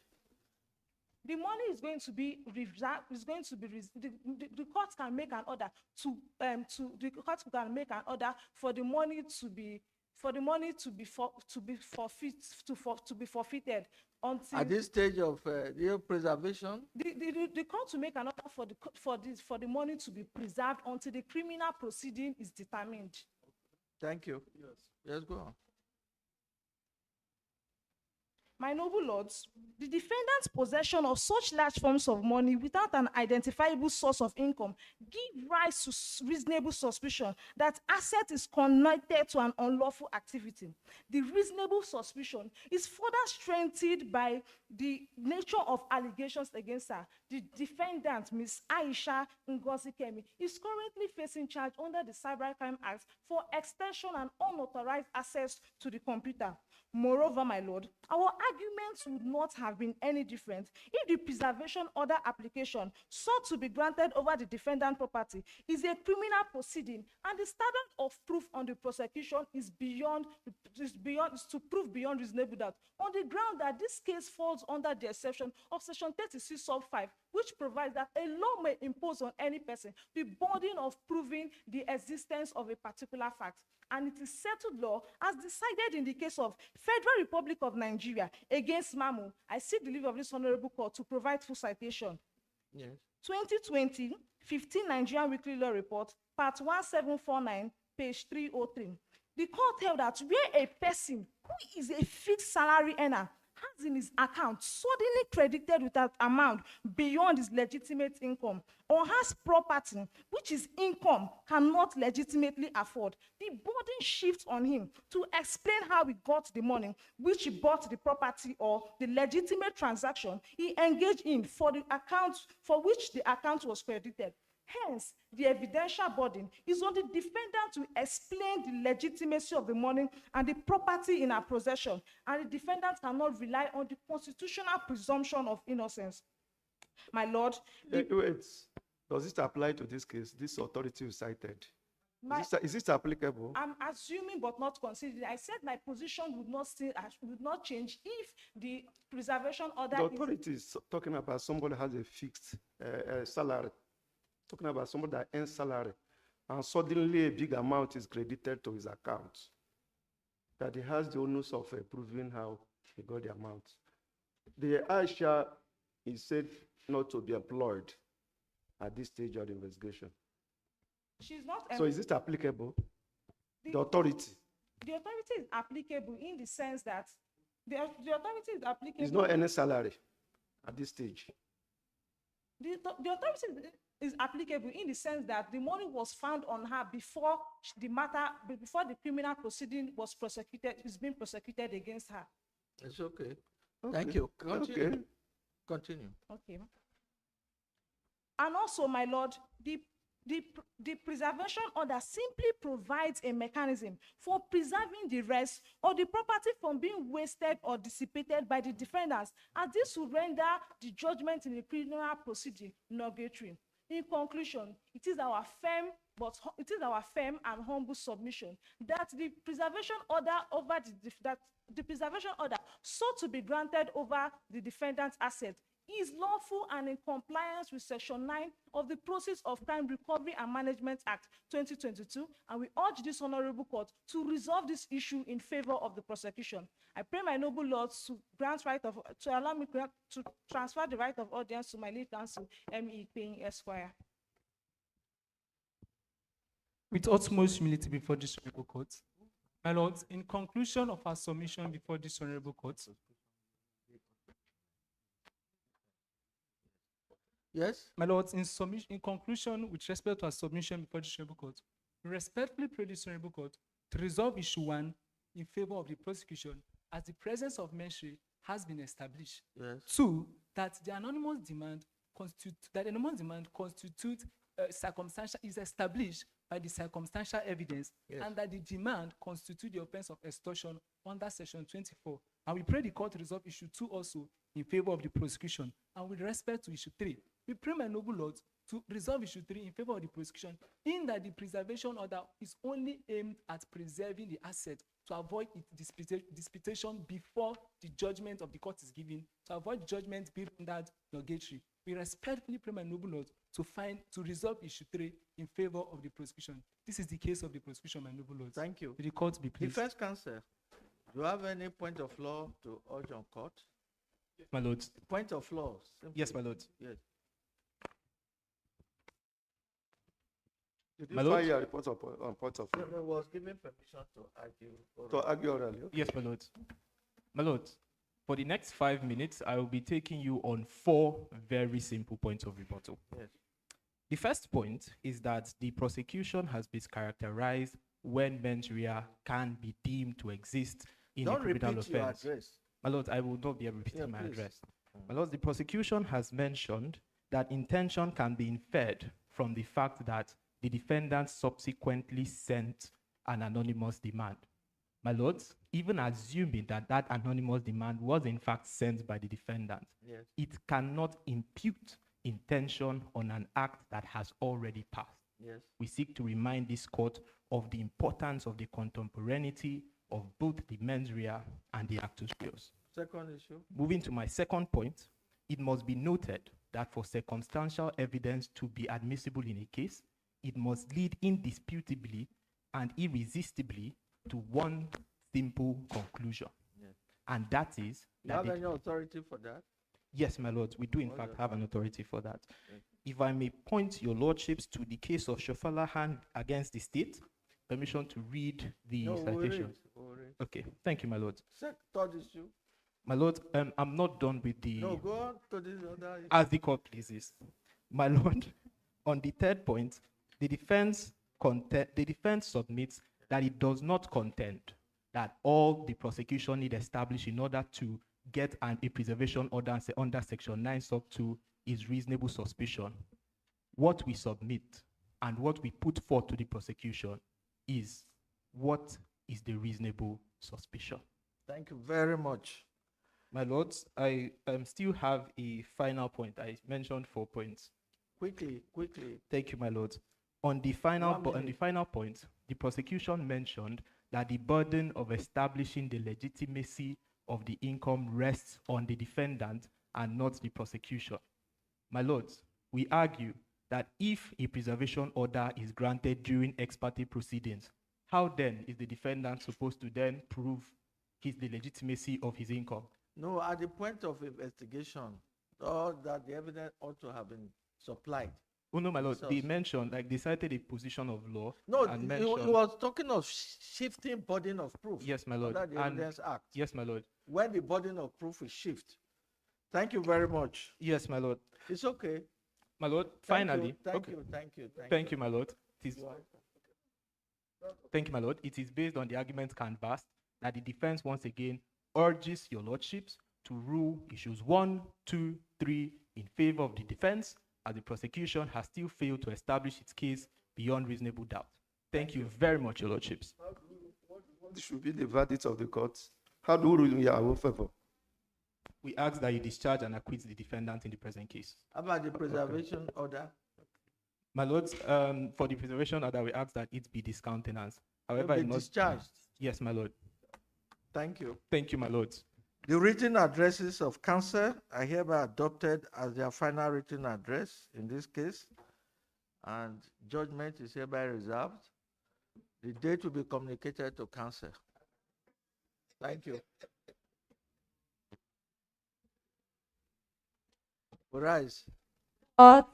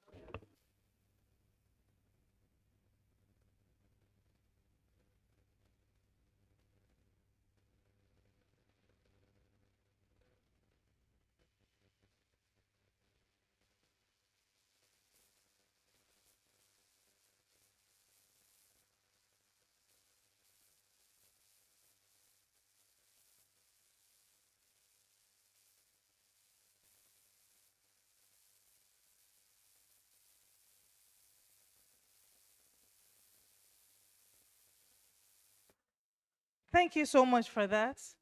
And Honorable Justices, if I would just lead the way as to where you have your deliberations.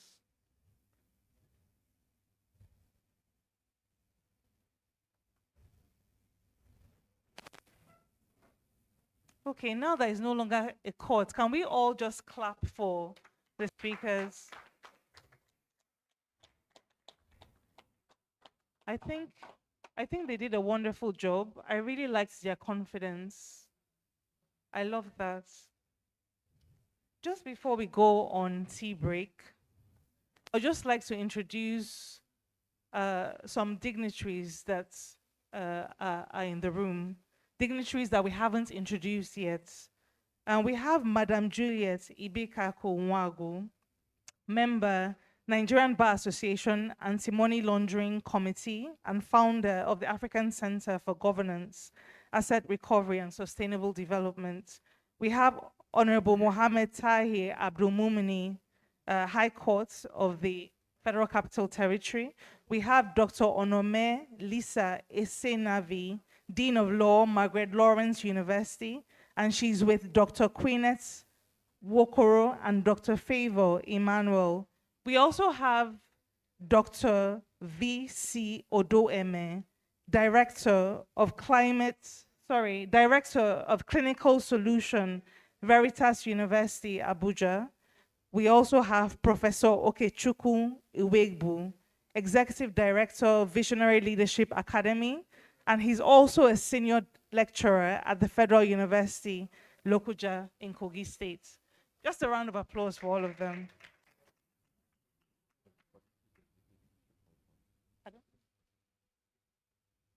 Okay, for the tea break, is it here? Is it not?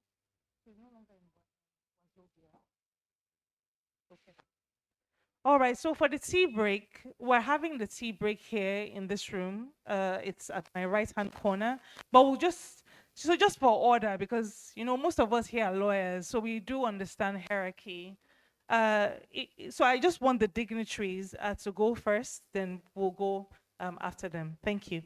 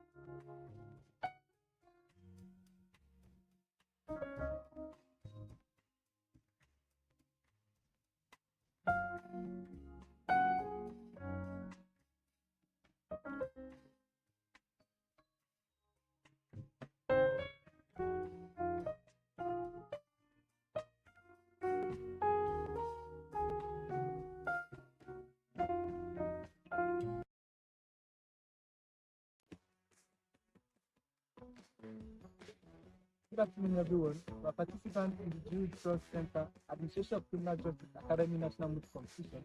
I want to take this opportunity to share our experience thus far in the competition.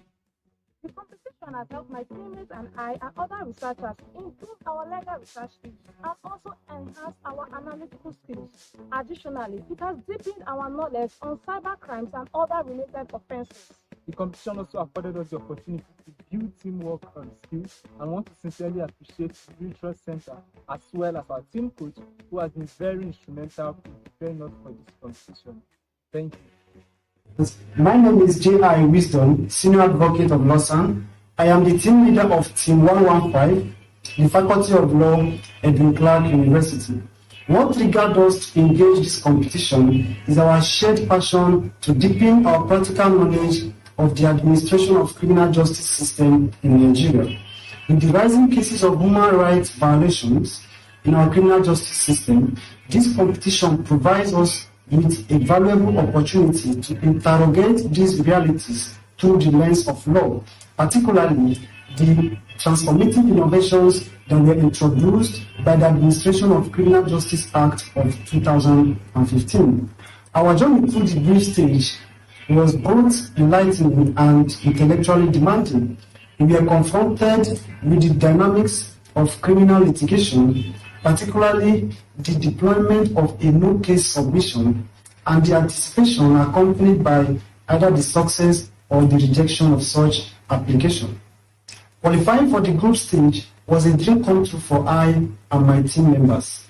We were confronted with such other challenges, such as the ability to demystify critical and complex legal issues in criminal law, and also the rigorous process of preparing our briefs of argument, which came alongside our semester examination, which ended just a couple of days ago. As we look forward to the physical stage in Abuja, we are particularly excited as we are going to have the opportunity to learn from criminal law experts and also engage with our fellow law students and practitioners who are committed to the advancement of criminal justice in Nigeria. We do not also forget the networking opportunities this competition is going to provide us with to network with our fellow law students and other stakeholders in the administration of criminal justice in Nigeria. To the organizers of this competition, we are very much grateful. The MacArthur Foundation, the Juritrust Center for Sociolegal Research and Documentation, the Administration of Criminal Justice Academy, we are much grateful. It is our hope that in the nearest future, we will contribute meaningfully to this vision and also help in the advancement of criminal justice in Nigeria. Once again, we are very much grateful. Thank you.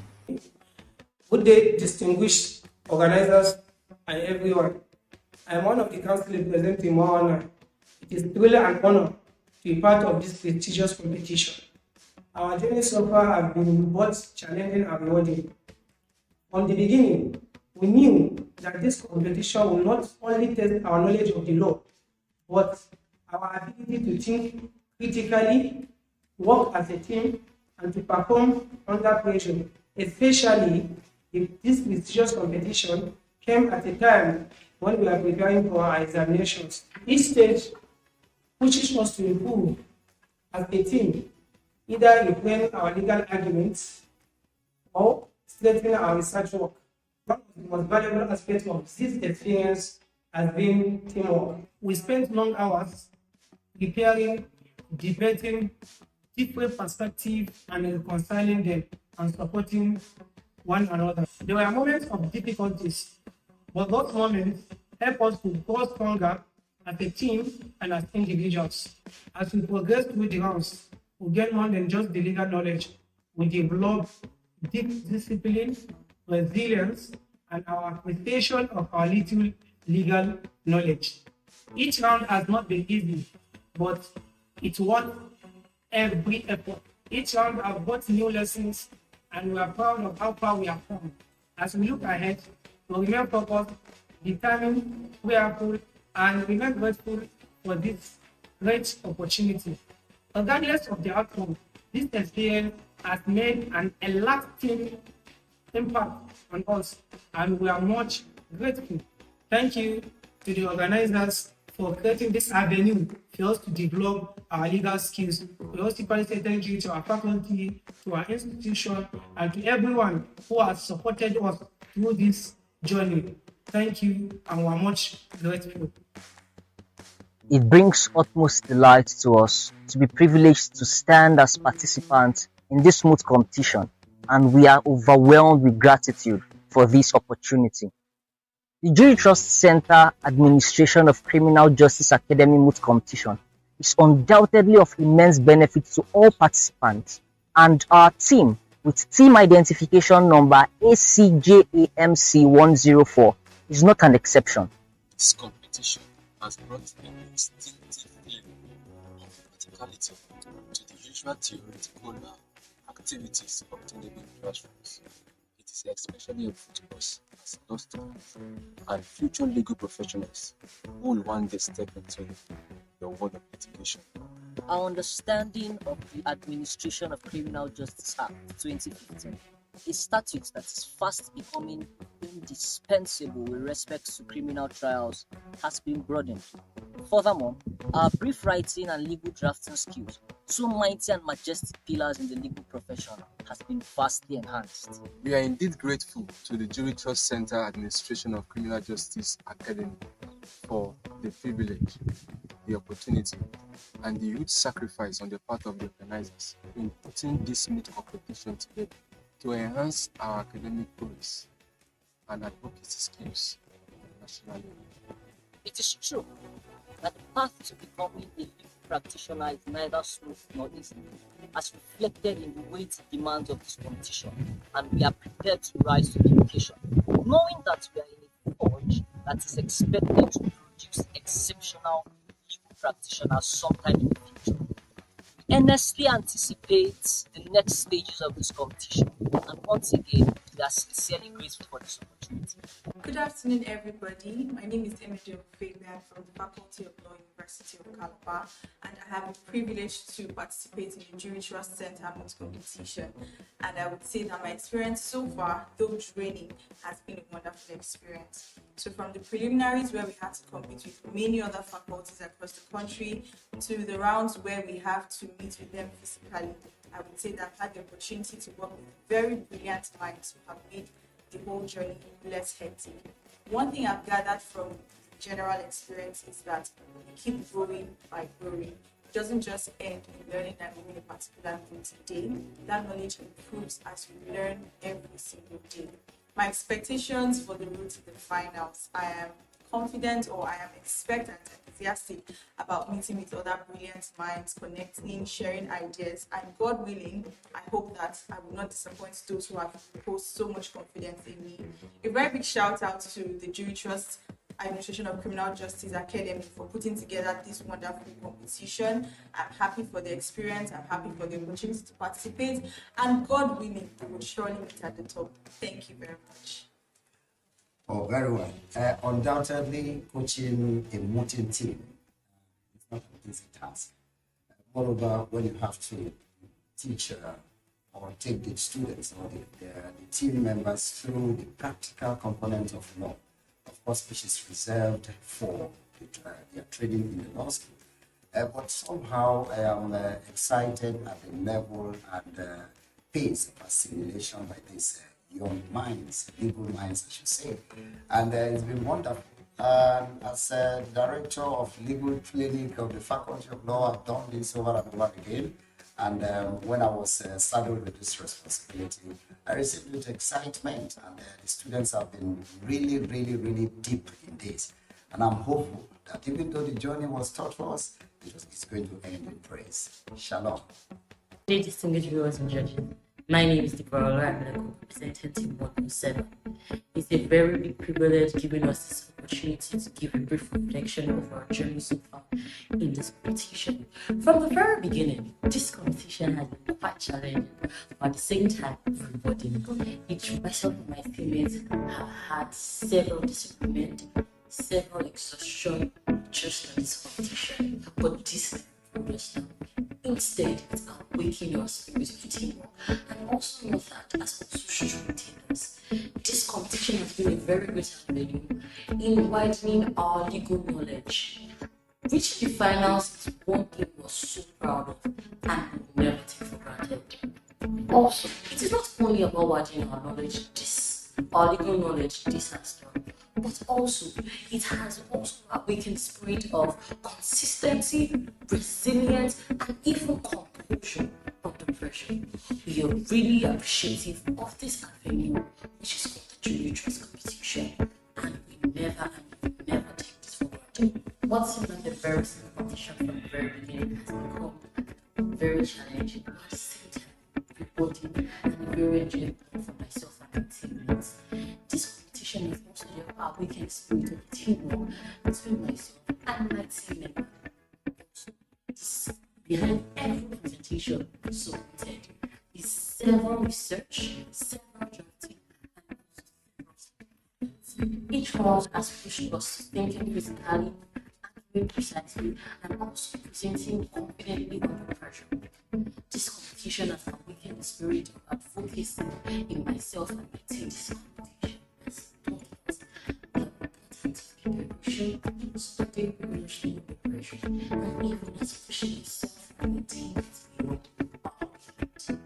We do not take this this opportunity for granted, and we must help express our gratitude for this opportunity. Thank you.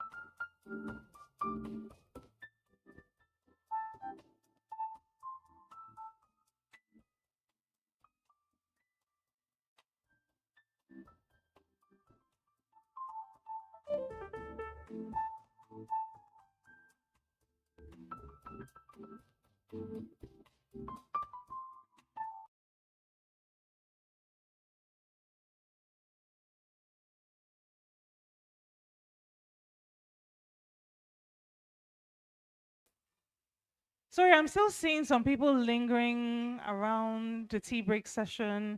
If you could just sit, that would really be helpful. Okay, thank you. All right, so we're moving on to the panel session. But before we do our introductions, there are more dignitaries in this room that I haven't introduced yet. So we have Joshua Benga Dada, the program manager of International IDEA. We have Professor Ameze Gobodia, former Director General of the Nigerian Institute of Advanced Legal Studies.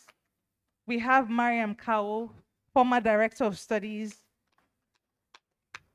National Judiciary Institute, and the current Director of Studies at the Juritrust Continuing Legal Education Center. We also have Professor Akinseye George, the Center for Social Legal Studies, who is represented by the Executive Assistant Oyinloye Opajobi. So we're going to the panel session. So I'm going to introduce the panelists that will be speaking, as well as the moderator. So we'll be starting with the lead speaker, Professor Ernest Ojukwu, Senior Advocate of Nigeria. Sir. Yes, please.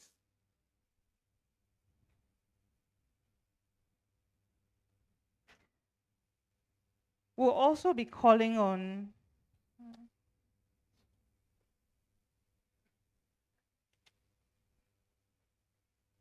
Dr. Onoja, who is representing the Director General of the Nigerian Law School.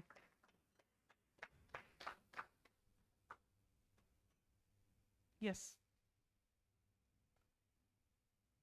Then the third person, Chief Magistrate Tahir Omeza Abdul Mumuni.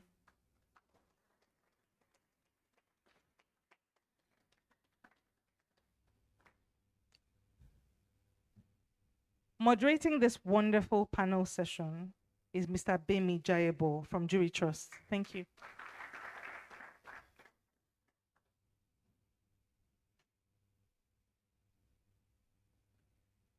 Okay, so we're going to start with Professor Ernest Ojukwu, our learned silk, speaking on the topic From Theory to Trial, Mentorship Pathways for Emerging Criminal Lawyers in Nigeria.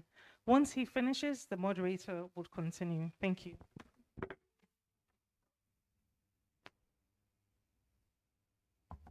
Thank you very much. I greet my lords, if you are back. Thank you. The professors and ASNs and our guests and distinguished participants and our great students. It is both a privilege and responsibility to speak on a team. Yes. To speak on the theme that captures the very essence of legal education and professional development, theory to trial, mentorship pathways for emerging criminal lawyers in Nigeria. I must first congratulate the students who participated in the Moot this morning. Very brilliant presentation, very brilliant. I was very impressed with their presentation, especially their confidence in during the question and answer session, that the way they took on the judges in response things they were not kind of prepared for, but they were excellent answers. Even if the answers were not valid, they were legitimate. They stood their grounds, both sides stood their ground very strongly. And I can tell you that there are very few legal practitioners who can present like you and answer questions on that spot. Very few. I'm not joking about it, because I'm there and here. So every day we're in court and you see the problems where the judges continue to be teachers throughout the day and slowing down the process of litigation because they're busy quarreling about things you wrote and filed or said or didn't say. So this theme is timely, it's urgent, it's deeply consequential. Legal education in Nigeria has long been rooted in strong theoretical foundation. And I must make the point. I have made this case for more than 30 years that we should teach law both in theory and in practice. In one shop, there's nothing like teach theory in the LLB, then go to law school, teach practice. Even at law school, no practice is being taught there, only teaching procedure. So from first year, we should teach law in theory and practice. I've never understood how we can teach a skills-based profession with only theory. Only theory. You send somebody to a civil aviation center, Zaria, I think it's a university now, I don't know. I think the fee now is around 10 million or 12 million or 20 million. And then you go to the classroom and teach them all the things about aeroplane and flying.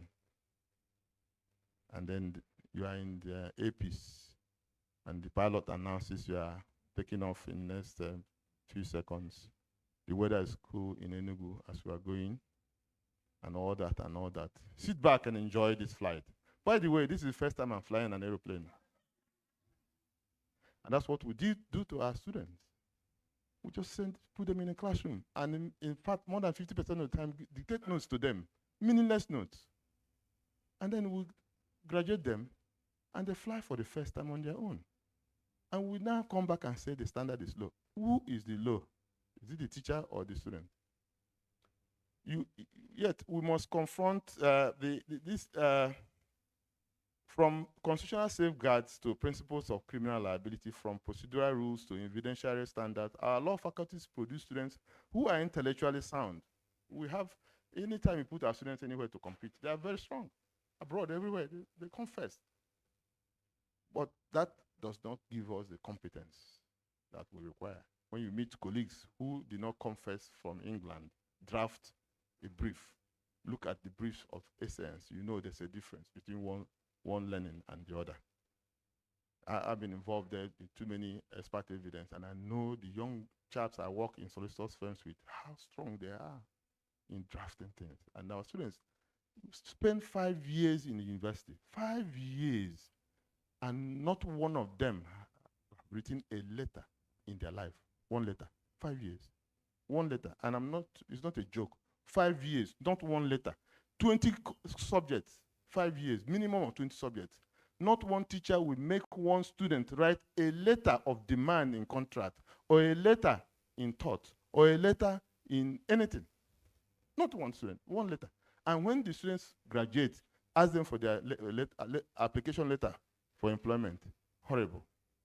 But you can't blame them. They have never written one in their life. How do a lawyer, how can a lawyer? And the only thing the lawyers do, 80% of the thing, starts with a letter. You can't get a claim on negligence unless you have written a letter. You can't get a claim from somebody who was owing you unless you have made a demand. Everything starts with a letter. Yet, not one student writes a letter in 5 years. It's a disgraceful training. Yet, we must confront an uncomfortable truth. Knowing the law is not the same as practicing. The journey from lecture halls to courtrooms, from textbooks to trial advocacy, is not automatic. It requires deliberate guidance, structured exposure, and above all, mentorship. Criminal law, in particular, is not merely an academic discipline. It is a living, breathing system that affects liberty, dignity, and justice. It demands not only knowledge, but judgment, ethics, courage, and skill. If you look at the CCMAS curriculum for criminal law now, the teachers have not looked at that CCMAS. They have still drafted their curriculum based on the old practice. Teach elements in the first semester, then teach crimes in the second semester. I think, why do you have to spend 4 months teaching people crimes? How to steal, how to rape? When you have taught elements of offense, what did you use to teach the elements, if not the crime? How do you identify the elements? How do you make students draft? And yet we come back and complain about our colleagues in the FCC, in Ministry of Justice, that their charges are poor. Where did they learn it? How can you blame them? They have spent 5 years. They didn't draft one charge in their life. They spent 1 year in law school. One person out of 1,800 or 2 will draft the charge, and it's a sample. None of them, none other will have that. How do they then know how to draft a charge? This Moot competition is more than an academic exercise. It is a bridge.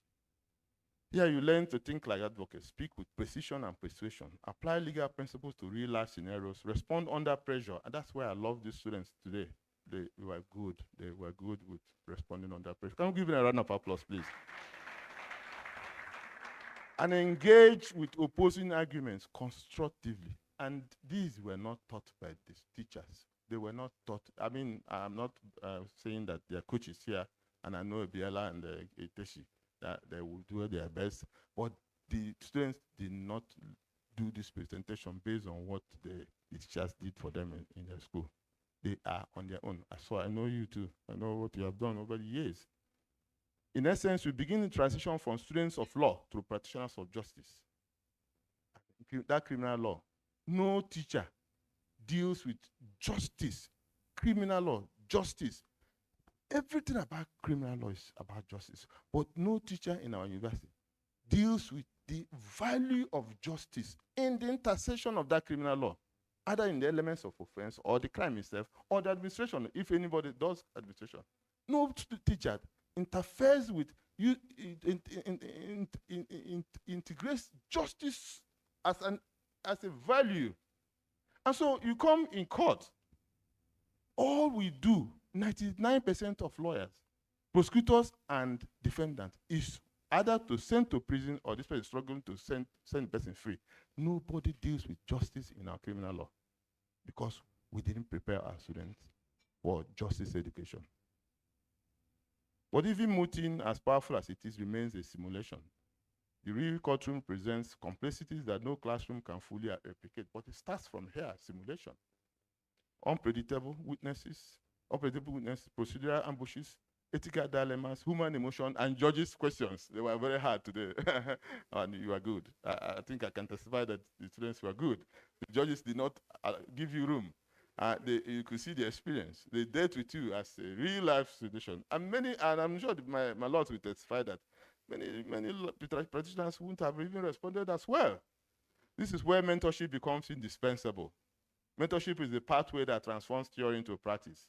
A mentor does not merely teach. A mentor guides, observes, corrects, inspires, and sometimes challenges beyond your comfort zone.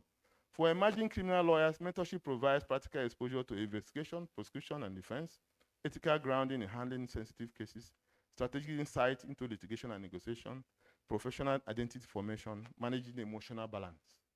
Because in criminal law, you're going to be involved with emotional problem. Some clients you see, you almost want to start crying with them. You have to balance yourself. In Nigeria, where the criminal justice system faces structural and operational challenges, delays, congestion, resource constraint, corruption, the role of mentorship becomes even more critical. Our criminal justice system is evolving. With reforms such as Administration of Criminal Justice Act and corresponding state laws, there is a clear shift towards efficiency, fairness, and accountability. Yet challenges persist, such as case backlog delays, inadequate investigative processes, limited access to quality legal representation, ethical concerns in practice. These challenges are not reasons for despair. They are calls for action. And who will answer that call? You, the emerging lawyers of Nigeria. But you cannot do it alone. You need mentors who have walked with the path, made mistakes, learned lessons, and are willing to pass on that wisdom. To truly move from theory to trial, mentorship must be intentional and structured. Let me propose a few pathways. One, you should know my first number one. My first mentorship pathway is clinical legal education. Clinic provides hands-on experience in real cases, client interviewing, legal drafting, and even courtroom exposure. There's nothing as good as a clinical program in a learning process. I've questioned many teachers in Nigeria that teach evidence. I say, how do you teach examination of witnesses and you never ever make the students examine a witness? How can it be taught? How can examination of witness be taught? I don't know how it can be taught without making the students examine the witness. The teachers themselves do not know how to examine it. Working with prosecutors, defense counsel, judges, and NGOs expose students to diverse perspectives within the criminal justice system. Senior advocates and judicial officers should actively engage with students through lectures, shadowing opportunities, and mentorship programs. Even among students, mentorship can thrive. Senior students guiding juniors. I made a 2-1 at IFE, and the only reason why I made a 2-1 at IFE was my roommate, who did not make a 2-1, but was like my elder brother from my first year. He would go to the faculty and see the result and come back and tell me, boy, short, you are on this level. You have to stay there. And that I kept at it. You know, he kept like as if it was my father. So, and I kept wanting to please him. So I had to struggle to keep myself in 2-1. So there's also peer pressure. If students, I always ask students to put themselves in groups. And what I do is to find the exceptional ones and to put in those heads so that they can put pressure on them or the rest to follow. There's continuous professional development. When you come out, you need to really focus on continuous development professional programs. Now we have access to internet completely and many free programs. You don't need to wait for anybody to tell you to get into the internet and learn one thing or the other. The certificate is important, but not necessary. Just get into the internet. You see lots of areas you need to develop where you will never be able to do unless you go to that program. There are ethical dimensions. Let me emphasize, mentorship is not only about skill, it is about character. Criminal lawyers operate at the intersection of power and vulnerability. You may defend the accused or represent the state. In both roles, your duty is not merely to win cases, but to uphold justice. A good mentor teaches when to speak, when to remain silent, how to balance zeal with integrity. The law is not a tool for justice. It's a tool for justice, not manipulation. But because we do not teach these values, the majority of Nigerian lawyers come out to manipulate the law. And we are seeing the effect of that in many cases, where status quo anthem is no more known as a definition. To the participants in this Moot competition, do not see this as an isolated event. See it as a beginning of your professional journey. Seek mentors actively, ask questions boldly, and you guys did answer questions boldly. Learn from criticism. You did that today. Observe real proceedings whenever you can, and most importantly, remain curious and humble. Your voices matter, your growth matters. Your future clients, known and unknown, depend on the lawyer you become. To the faculty, practitioners, and stakeholders present, mentorship is not optional. It is our duty to help as many people as we can reach out to and advertise our availability so that our students, whether we know them or not, can connect with us. I know that I spend about 60% of my life mentoring people, mentoring students everywhere. And most of them, I don't know them. They're all over the internet and Facebook with me and calling me on phone and now WhatsApp. And I say don't call me, just send a text message, because if you have to answer those calls, my head will blow up. If we want a stronger criminal justice system, we must invest in those who will inherit it. We must open our chambers and our courts and our minds to the next generation. That's where I need to thank my Lord especially for this. It's one of the things, few of our judges really put out their time to support training of students and mentoring of students. In England, if you see the advertisement for appointment of judges, it is written there, one of the criteria, 25% that the judge will give time for training of law students. Here, some time past, we have had some CJNs who quarrel with judges for going out to do programs in law faculties, but I think it's coming back to normal now, where people are giving up their time, because 25% of judges' time has to be given up for training of our students. In fact, in England, all the most moot trials are not done in the faculty. They are done in law courts, and the judges, wind down their courts from Friday to Sunday, even though they are pagans. Even though they have more churches, there are more pagans there. So they sit on Sundays. I'm not asking my lawyers to sit on Sundays, but they use our normal court, our normal clerks, our normal staff, and the state supports that program. When I was in law school, I had made a proposal. In fairness, the late Justice Umezurike, the then Chief Judge of Enugu, had approved that all the mock trials of Enugu campus will be done in the court, 25 courts. And we have set out dates for it to start the pilot project, where instead of doing a mock trial in the campus, we go to the real courts and invite lawyers to be present. That will give a different sense. And the head of the law school then said, I should wait for every campus to key in. They are still keying into today. The journey from theory to trial is not a straight line, it is a guided path. This Moot competition represents a vital step along that path, but the journey continues beyond today. Let us commit to building bridges, to nurturing talent, and ensuring that every emerging criminal lawyer in Nigeria has access to mentorship they need to thrive. Because in the end, the strength of our criminal justice system will not be measured by the laws we enact, but by the lawyers we produce. I thank you, and I wish you all an intellectually stimulating and rewarding panel discussion, because we have finished the event. Thank you.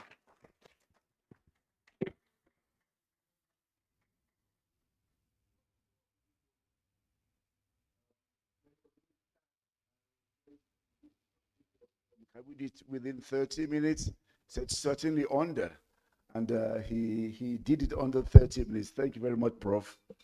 Very provoking. I'll yield the floor to Dr. Onoja, representing the Director General of Nigerian Law School. Dr. Onoja, you please have the floor.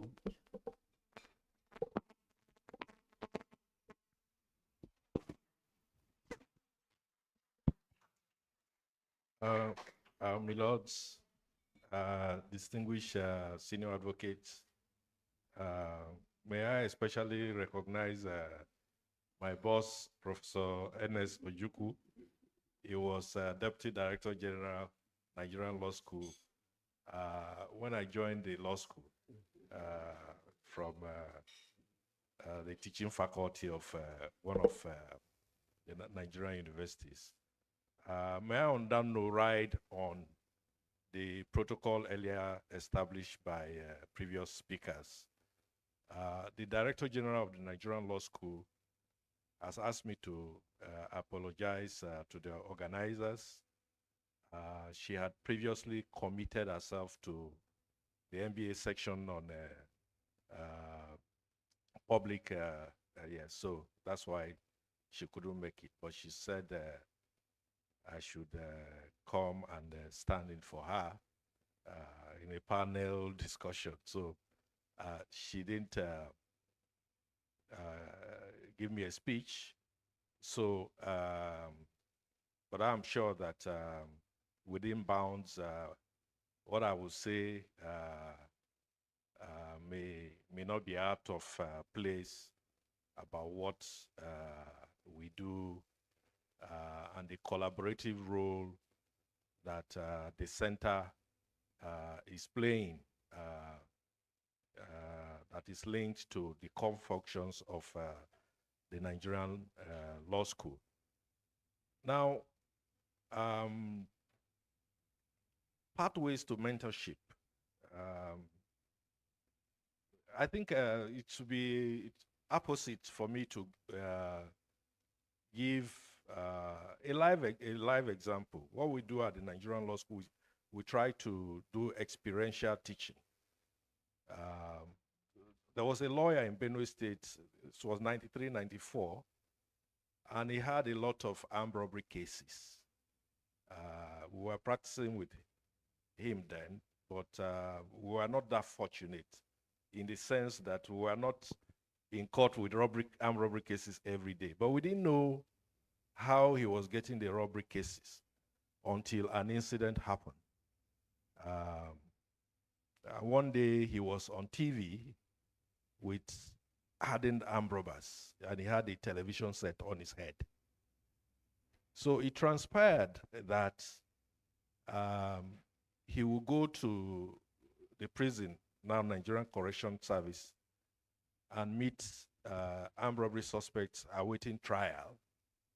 And many of them were indigent, they didn't have money. So they would tell him, go and meet our family members. They will take you to our house. We have electronics. You and them sell the electronics, and then you use the proceeds for your fees. This particular incident, the electronics that were sold were stolen. And so he found himself on TV for the wrong reasons. So I'm using this example to show that, yes, a lawyer needs to have the requisite knowledge, he needs to have the requisite skills, but what about the values of the profession? And so the theme of this Moot competition is very, very, very important in the life of criminal trial lawyers. Because it's one thing to know legal principles. The competitors, they were talking about actus reus, mens rea, in relation to sections 9, 6, 24 of the Cybercrimes Prevention and Prohibition Act. I support Professor Ojukwu and the other previous speakers in saying that what the students have put up is far. If it was a script and I was going to grade it, I'll give them probably about 75. Not just because in Moot competition, you might have a very weak hand because of the facts and the rules, but what you make of the facts determine the outcome. And both sides really showed that they are adept in their knowledge of criminal law. And then the other aspect is the practice aspect.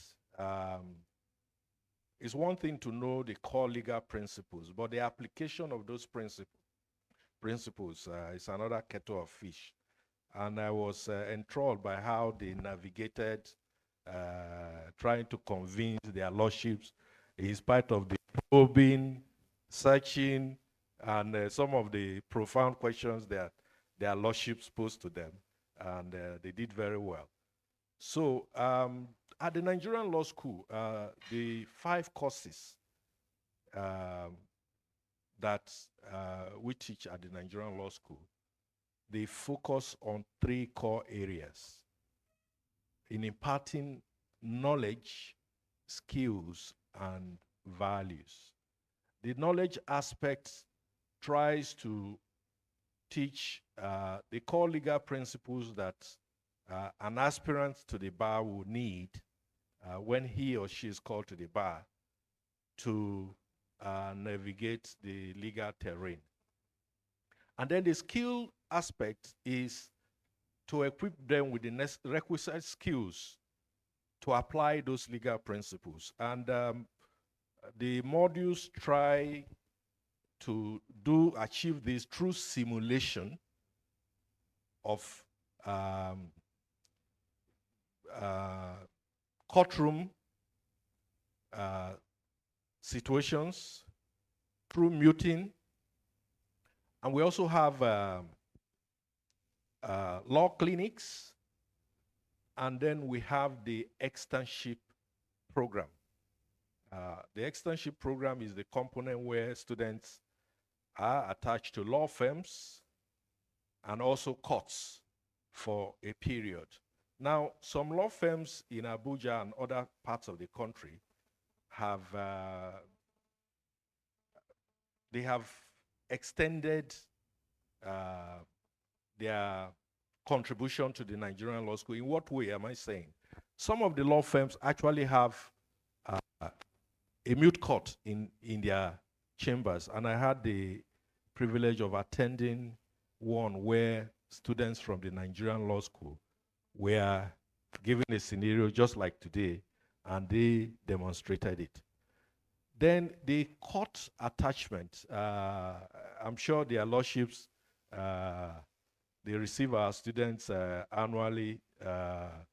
In May, their lordships are going to receive the numbers that they try to manage within limited space. We appreciate your service, beloveds.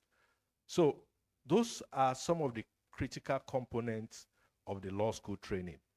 Then for property law practice, we have, we simulate a typical land registry now, where students are taught by going to, you have a land registry, a deeds registrar, and then you go to conduct or simulate conducting a search, apart from preparation of land documents. And then, apart from some students being posted to the Corporate Affairs Commission during the externship, we also simulate a typical company's registry. So those are aspects of the practical, experiential components of training that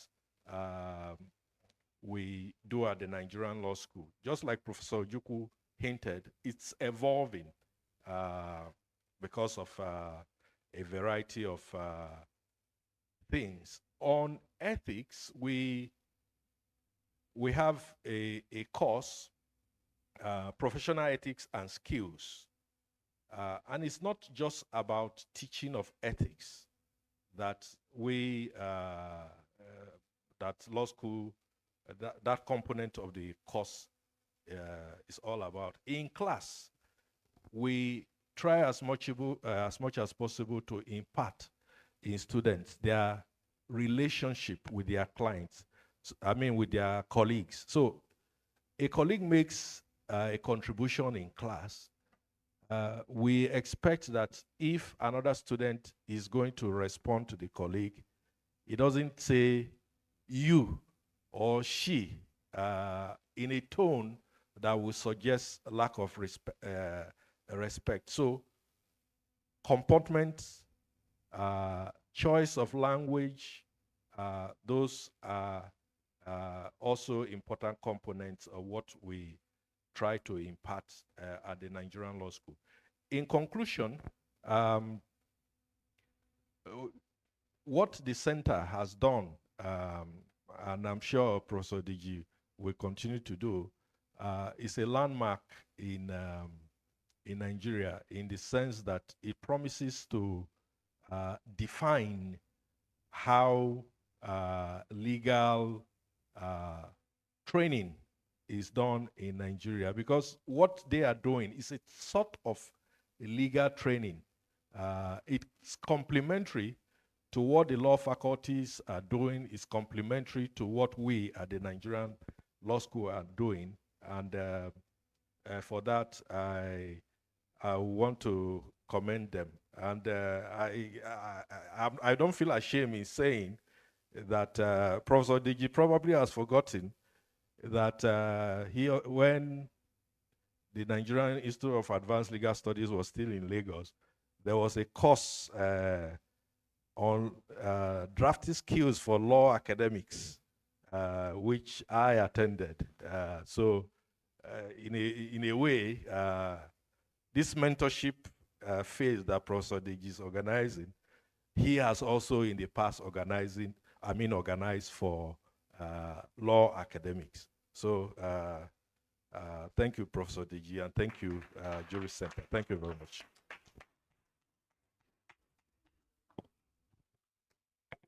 Thank you very much, Dr. Onoja. On behalf of Dr. Udushote, Director General of the Nigerian Law School, I think in the days to come, we're going to see a revolution in law teaching in Nigeria. I'm still looking forward to a day when we go into a law faculty and we see laboratories, and when we begin to see criminal law classes conducted in conjunction with the Department of Anatomy, and when we begin to look at the law of evidence, and begin to deal and collaborate with the forensic accountants, and cease to see law as a standalone program, that law is fully integrated into society. And when you're going to practice, you can't come in as all you know is law. If you're going to practice in the US, for example, you're going to do criminal law, you're going to have investigators on your payroll. You're going to have social workers on your payroll. Because if you deal with juveniles, I mean, how are you going to advocate for a juvenile without having the expert advice of a social worker? And so I think in the years to come, we're going to see that interdisciplinary, multidisciplinary approaches where law cannot survive as a standalone program. Well, at this junction, it's my pleasure to invite Chief Magistrate Dumomani to give us his thoughts on the subject. You can sit or stand depending on yourself. Thank you, sir.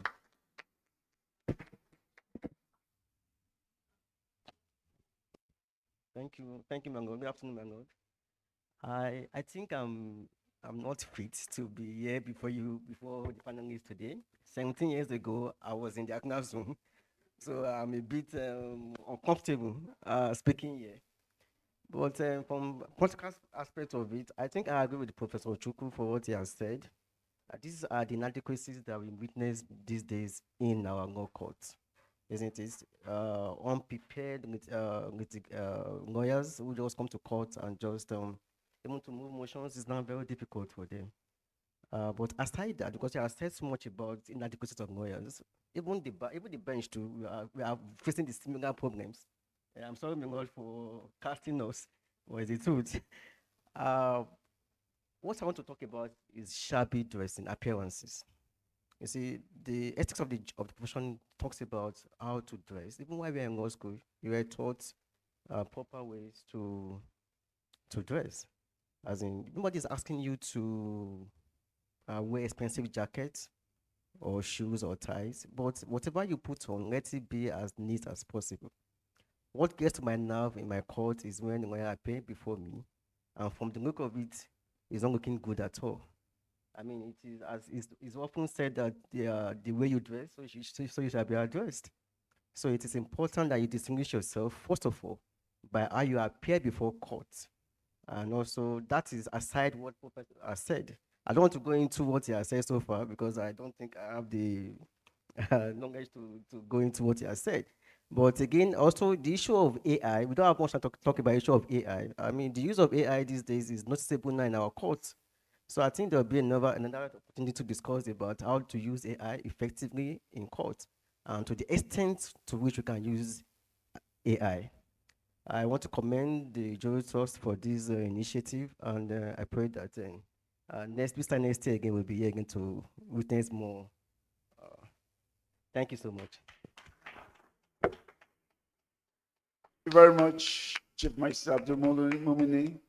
I think we're all making it short and sweet, but I'll just open the floor for a few comments, questions. Yes, sir.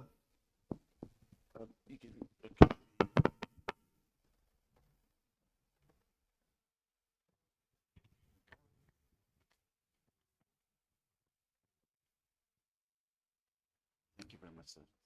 Good afternoon, gentlemen and ladies. All protocols duly observed. By name, I am Tijani Abdul Karim Abdullahi, the Bayero University team coach. Well, I just have a few comments. Well, it's about administration of criminal justice. Leaving away from the theoretical aspect of it to the practical aspect. I have in mind a particular aspect of it that is not really rejected, rather receives minimal attention. In the real cases, in the real life cases, criminal cases do start from the law enforcement agencies, and that has considerable impact to the trial of that particular case at the time it reaches to the court. And in fact, attention is not being paid to the skills required from young lawyers on how to go about issues, investigation, interaction, and working together with those law enforcement agencies.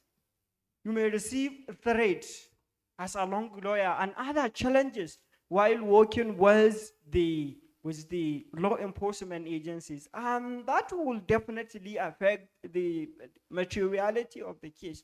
If care is not taken, it will be precarious and so dangerous to the fate of your case at the court. Now, my point is that how do we go about establishing an effective mentorship to young lawyers and lawyers in equity on how to go about the interactions, the dealings they are going to encounter with law enforcement agencies? Like if you are to secure a bail with the police, for example, or there is a particular step you take that tells about the consequence of your case, how can you go about that? All these issues are very fundamental, and they, of course, needs and require an effective mentorship from the senior ones on how the younger ones will go about it. That is my little contribution. Thank you very much. I think we'll take a couple of questions and then there'll be just a collective response to the questions. Do you have another at the back, please? Okay, in front. So, good morning, everyone.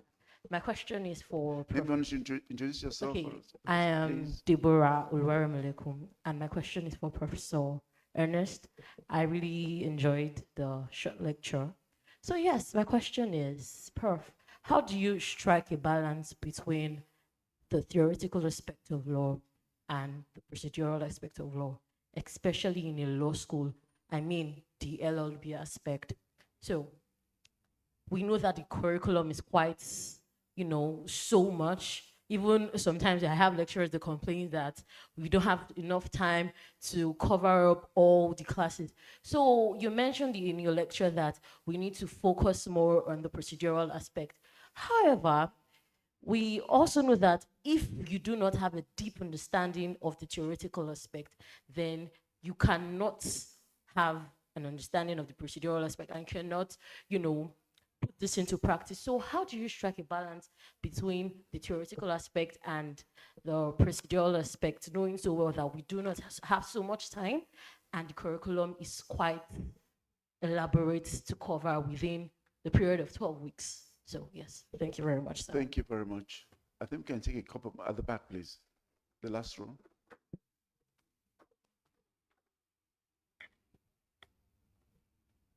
Okay, good afternoon, everyone. My name is Amra Onize Salihu. I'm a final year law student at the University of Abuja and the clinic head for the University of Abuja Law Clinic. So I listened while Professor Ernest Ojukwu Essien was talking about the importance of clinical education, and I understand that clinical legal education is supposed to be practiced across all courses in the university. So they are supposed to teach us using the clinical way. And because I've been in the law clinic since 400 level, I've seen how interesting it is. Those letters, we've drafted them, we've done client interview, client counseling, but then we're also offering criminal law and tort law, and there are also certain practical aspects that I feel if CLE was being applied in those courses, it would make it more easy to understand and easy to practice.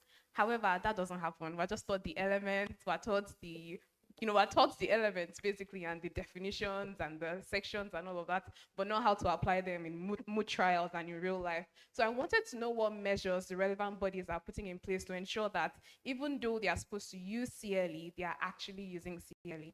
Thank you. Thank you very much. This way, please.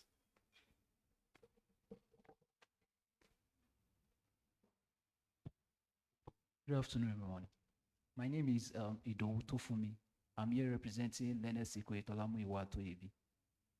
My question is, at what point can someone say, yes, I know enough, then I'm done with mentorship? Okay. Maybe you can take one more. I'm surprised that you will have told us you are representing Mr. Toebi. We're supposed to speak on his behalf? Oh my goodness. Okay. Okay. Do you have any question on this side? Yeah, please, on that side.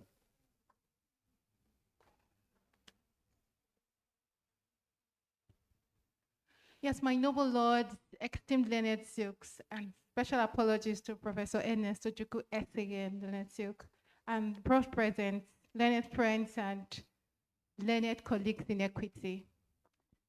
Yes, concerning what Professor Ernest Ojukwu Essien stated earlier, concerning the gap. Oh, my name is Princess Obari Dafiago, and I'm the head of practice at Goldstone Attorneys and a member of the NBA Garki branch.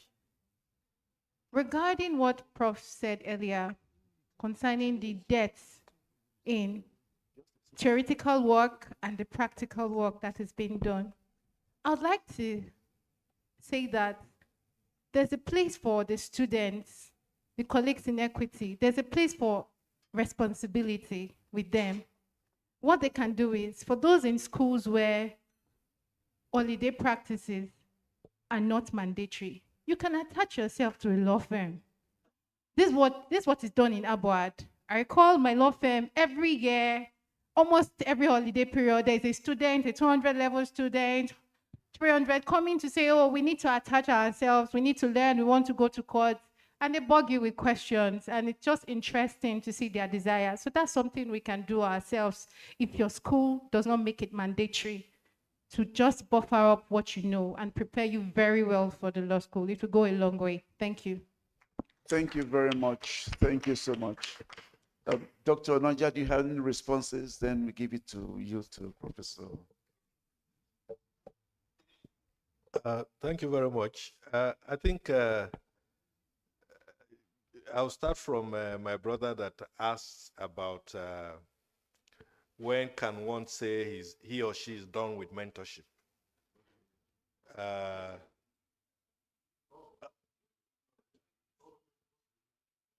Okay, yeah, yes.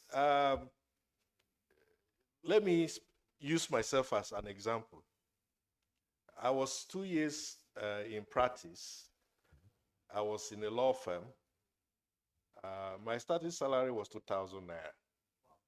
Yes, it looks small, but the firm allowed me to take, for every matter that I handled, I took the appearance fee. So in retrospect, okay, before the retrospect, so this second year I asked for a review, an increment to 3,000 naira. I will tell you the year. And my principal said, since I was collecting appearance fee, that my salary was far above the salary of my peers. I told him, a family member just gave me a Honda Prelude 1982 then, very efficient, and that it boosted the image of the firm. He said he couldn't afford more than that I should think more. So I was hasty because I could afford to pay the rent, the furniture, to set up an outfit of my own. I broke out. But in retrospect, I think I made a mistake. Because if I had probably been patient for 2 or 3 more years, I think I would have been better off. So some of the problems that I encountered later on that I had to navigate, I would have, under the roof and the guidance of my mentor, who incidentally was my lecturer in the university, I don't think I would have encountered it. That's number one. Then to my sister who asked the question about the dividing line between theory and practice. There's an American professor, he's a specialist on clinical legal education. If I recall, his article is titled Practicing Theory. So let's use the scenario that your colleagues use for this Moot competition. I think one of the sections that they argued before their lordship was section 6 of the Cyber Crimes Prevention and Prohibition Act. Now, at the university, if I'm going to teach you criminal law, I'll tell you actus reus mens rea.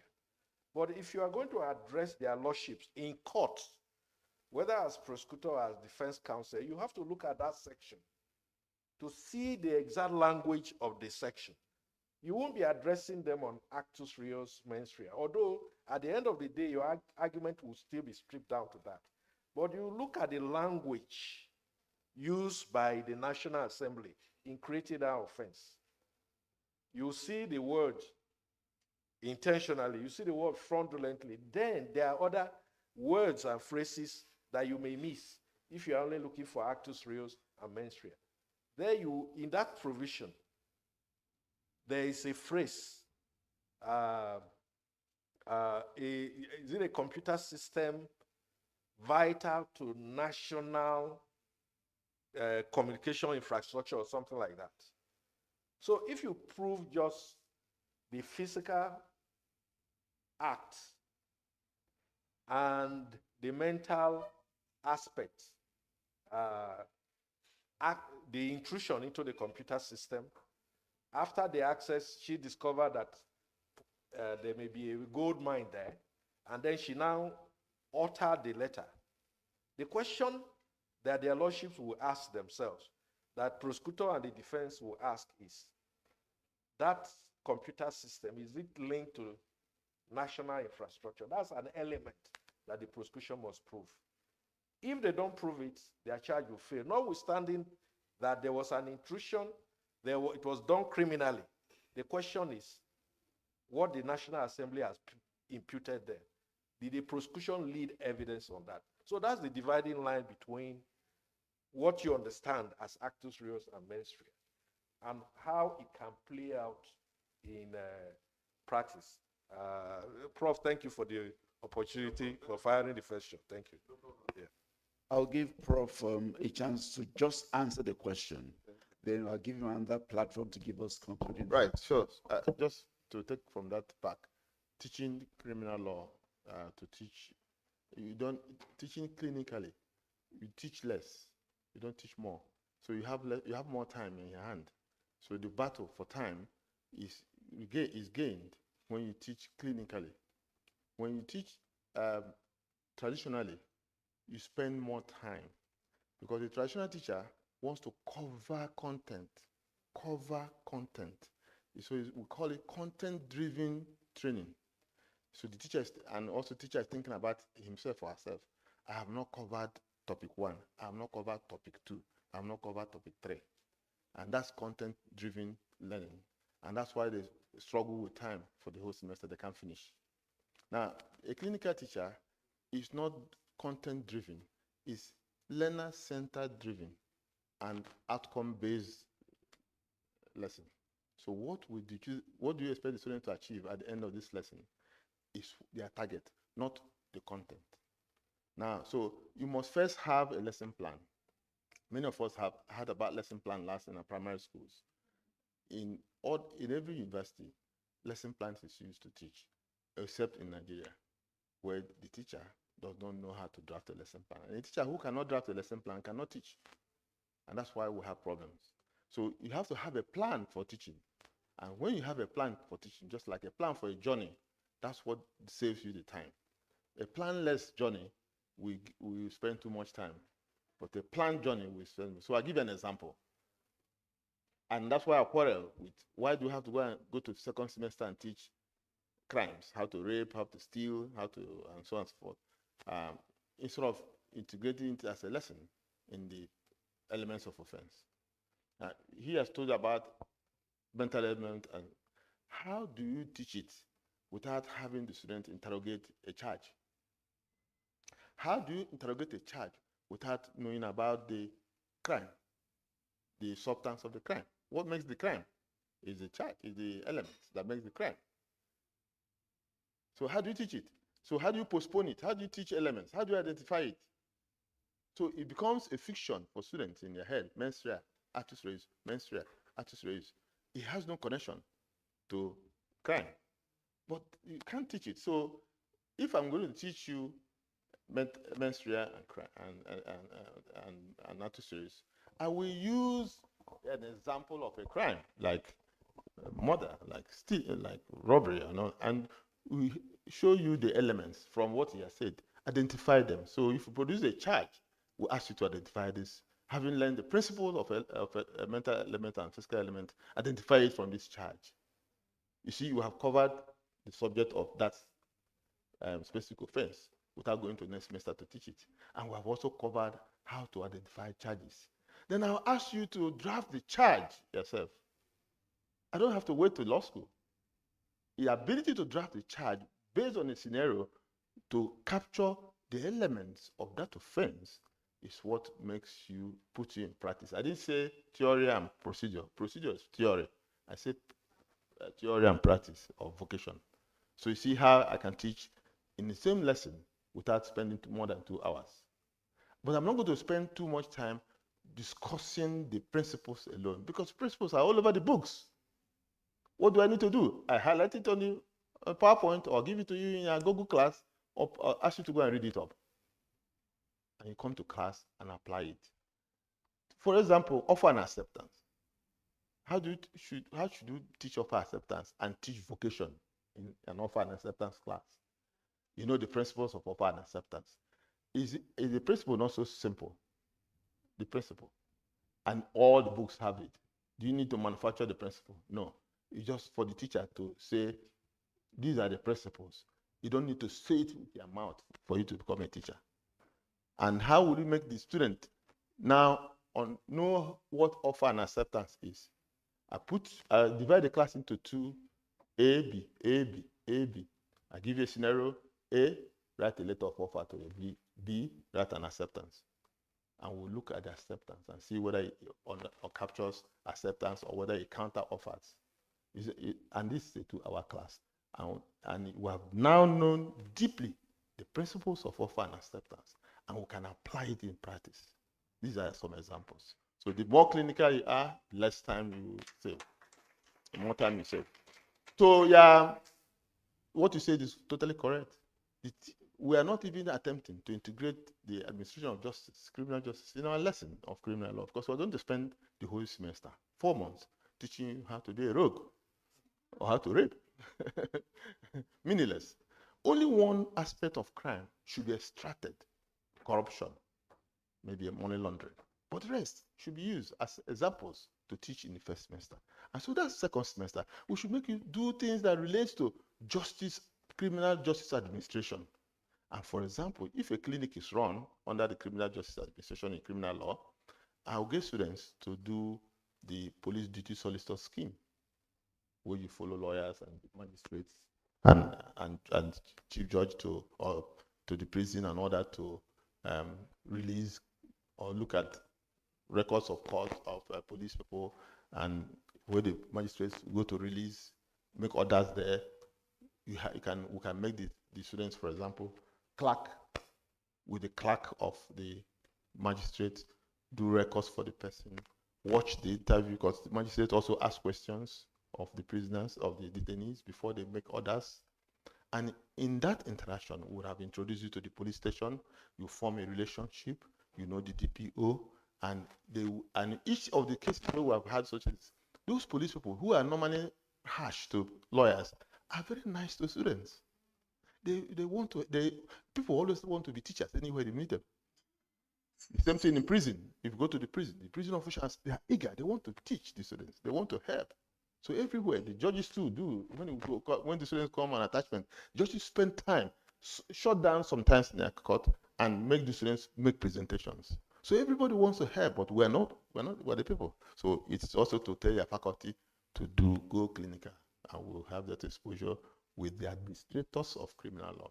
There's some question somewhere behind. Yeah, yours behind or something. There's a comment. Did I get your own? What was it about? Remind. Oh, yeah, sure. That's not a question at all. I think all the questions are answered. I don't think if anyone is, who can now take it later. Thank you very much, Prof. Ladies and gentlemen, my lords, please just permit us to have 2-3 minutes to listen to Mr. Atoyebi, Senior Fellow of Nigeria.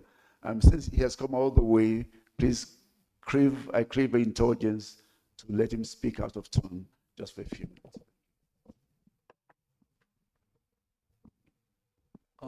Thank you, everyone. Yeah, so no, I'm good. Yes, sir. So basically, I really don't have much to say. The learned senior advocates and they've said enough, and they've said much.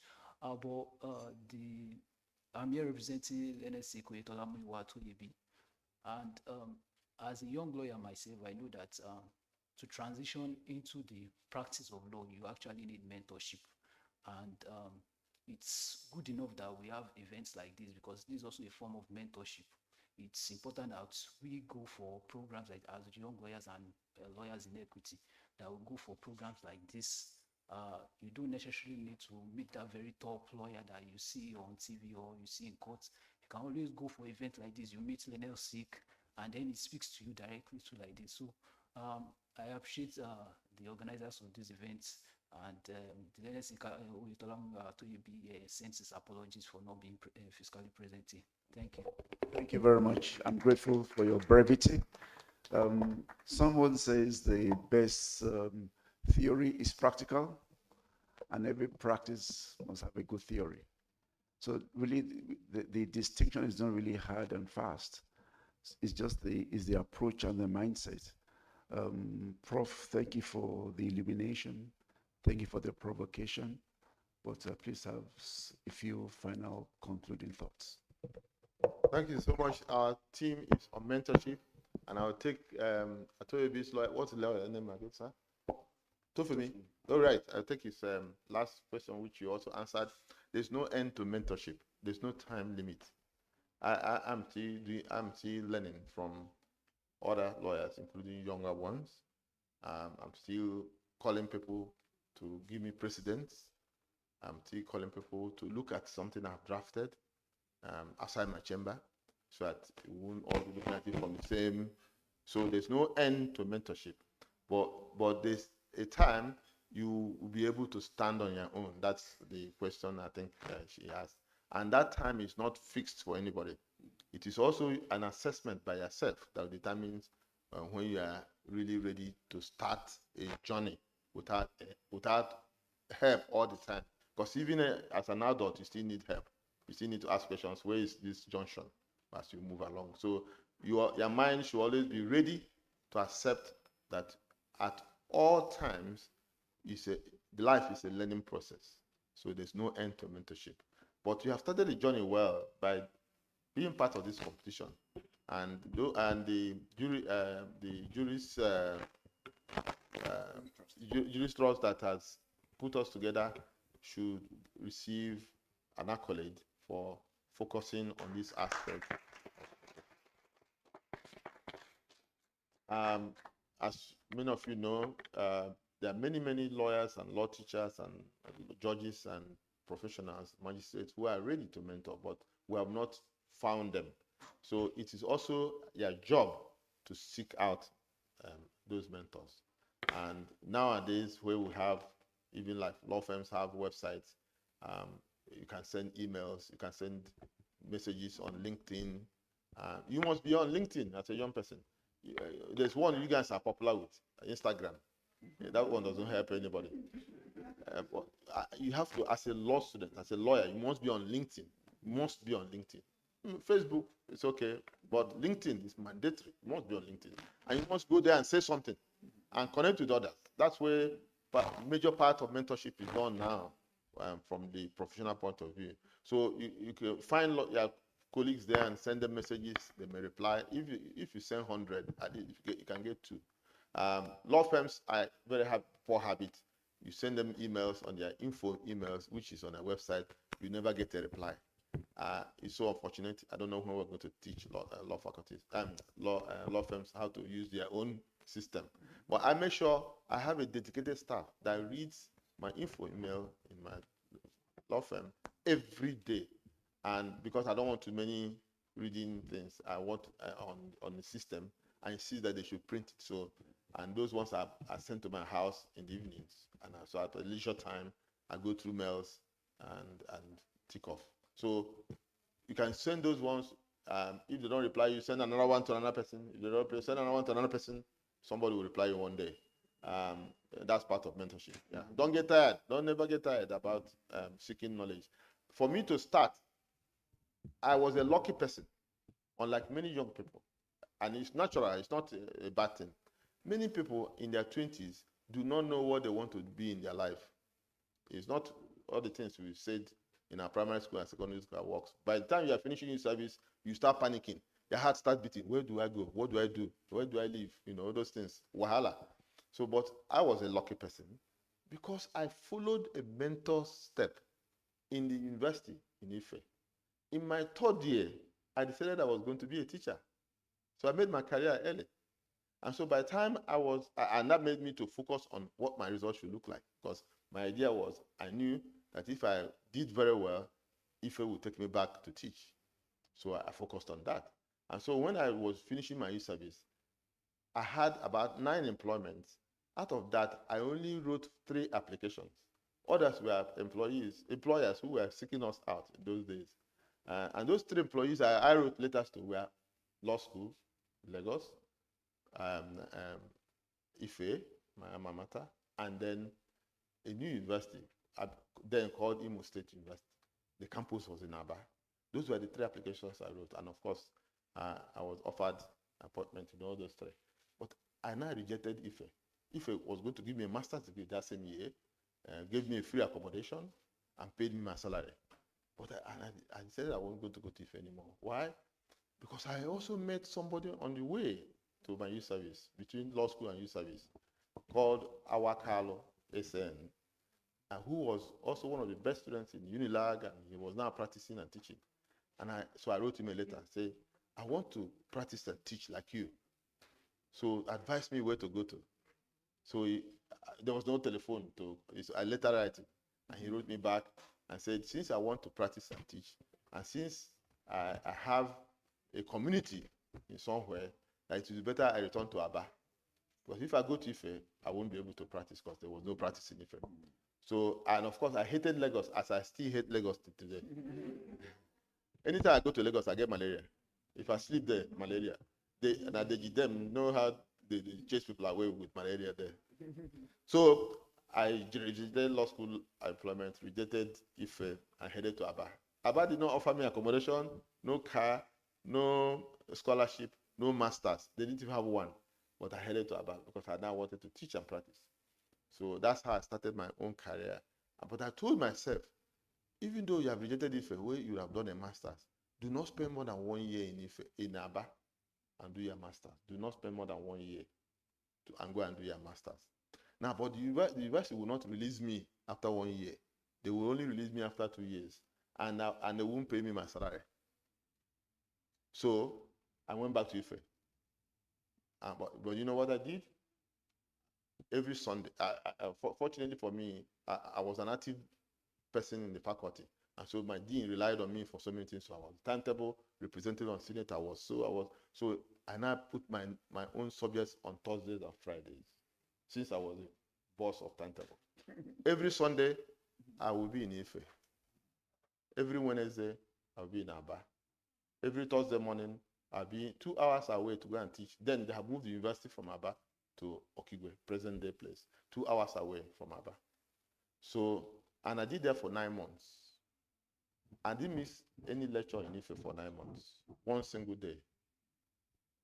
Probably me and them were all my classmates in that master. I didn't miss one lecture. I didn't miss one seminar for 9 months. I was in Ife every Sunday. I was in Aba every Wednesday. So you see the energy you have to put in at that early time with the support of mentors, you will actually make it in life. Thank you very much. Thank you for those invaluable lessons. We are grateful. On behalf of Mr. Toyibi, ASEAN's representative, Chief Magistrate Abdul Mumuni, Dr. Noja, Professor Ernest Ojukwu, ASEAN, we're grateful for your time and for your investment. Juritrust, thank you very much. And ladies and gentlemen, we thank you for your rapt attention. It's been a pleasure being with you. Thank you. Thank you. Please, if members of the panel could just be patient. The media would like to take photos of you standing. So if you could just stand for those photos. Thank you. Yes. Yes, sir.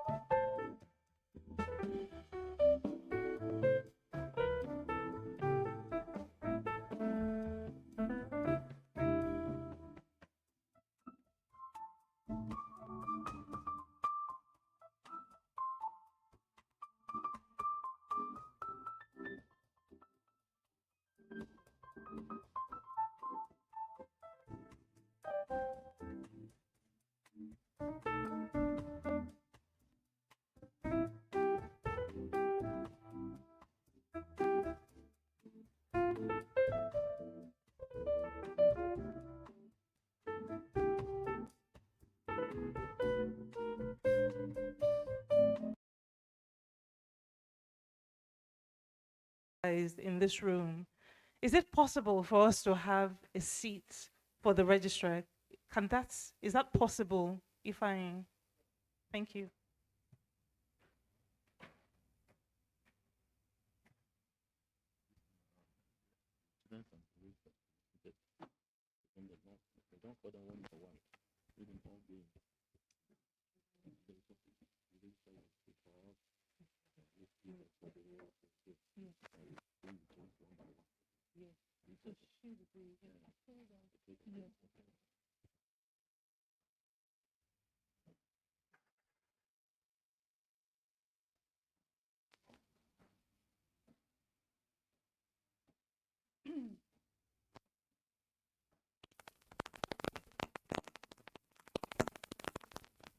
So I'll be ushering the students very soon and the registrar. So I just want the students to get ready for that. University of Calabar, Ebonyi State University. Just get ready in few minutes.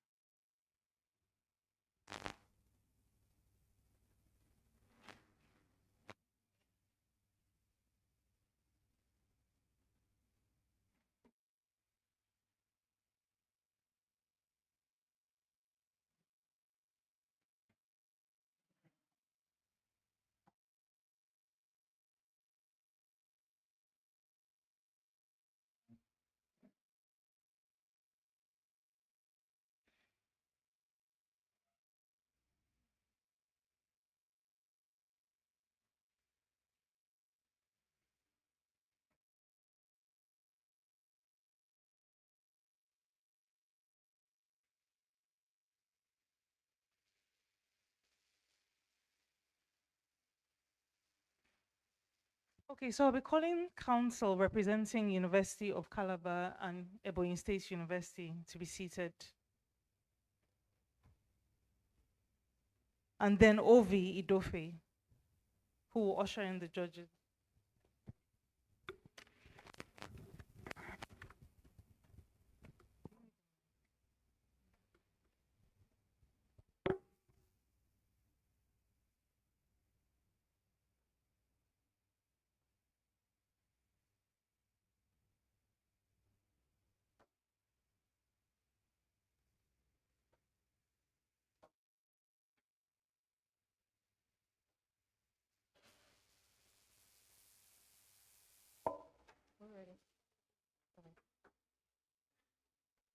Court.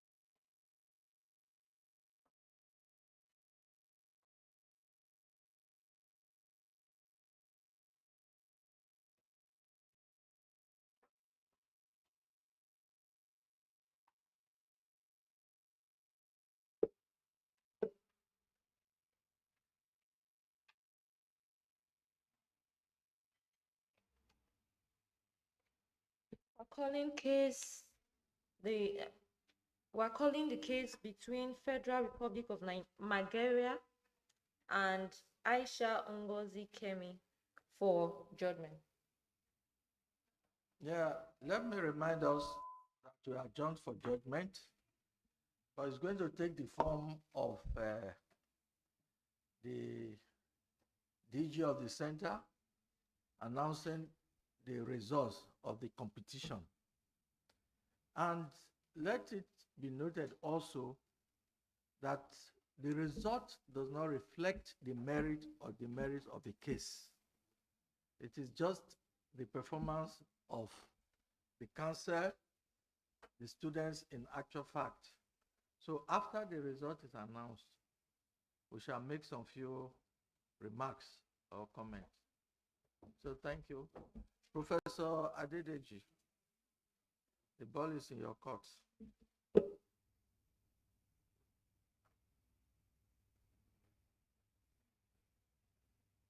Micro.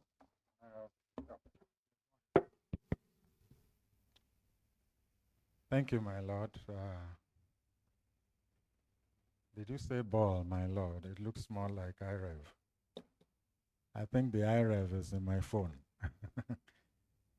So at the end of the competition, the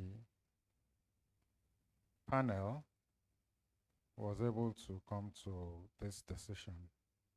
Bear in mind what has been said earlier, that this is not about winners and losers.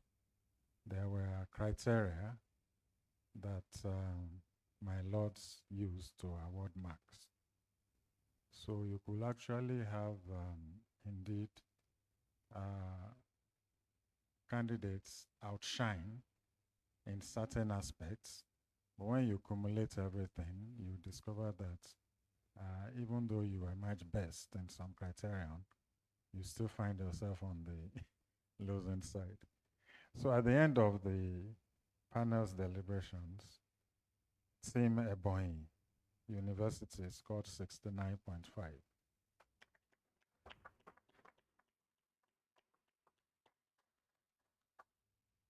And Team Unical, who appeared for the defense, scored 74.4.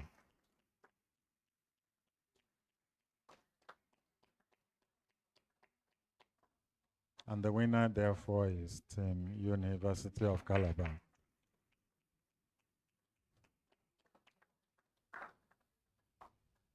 So let me congratulate everyone, all the teams that participated. We have an award presentation just after my lords give a few words of guidance.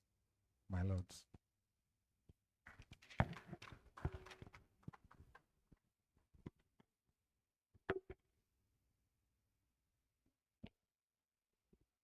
Okay. Good afternoon, everybody.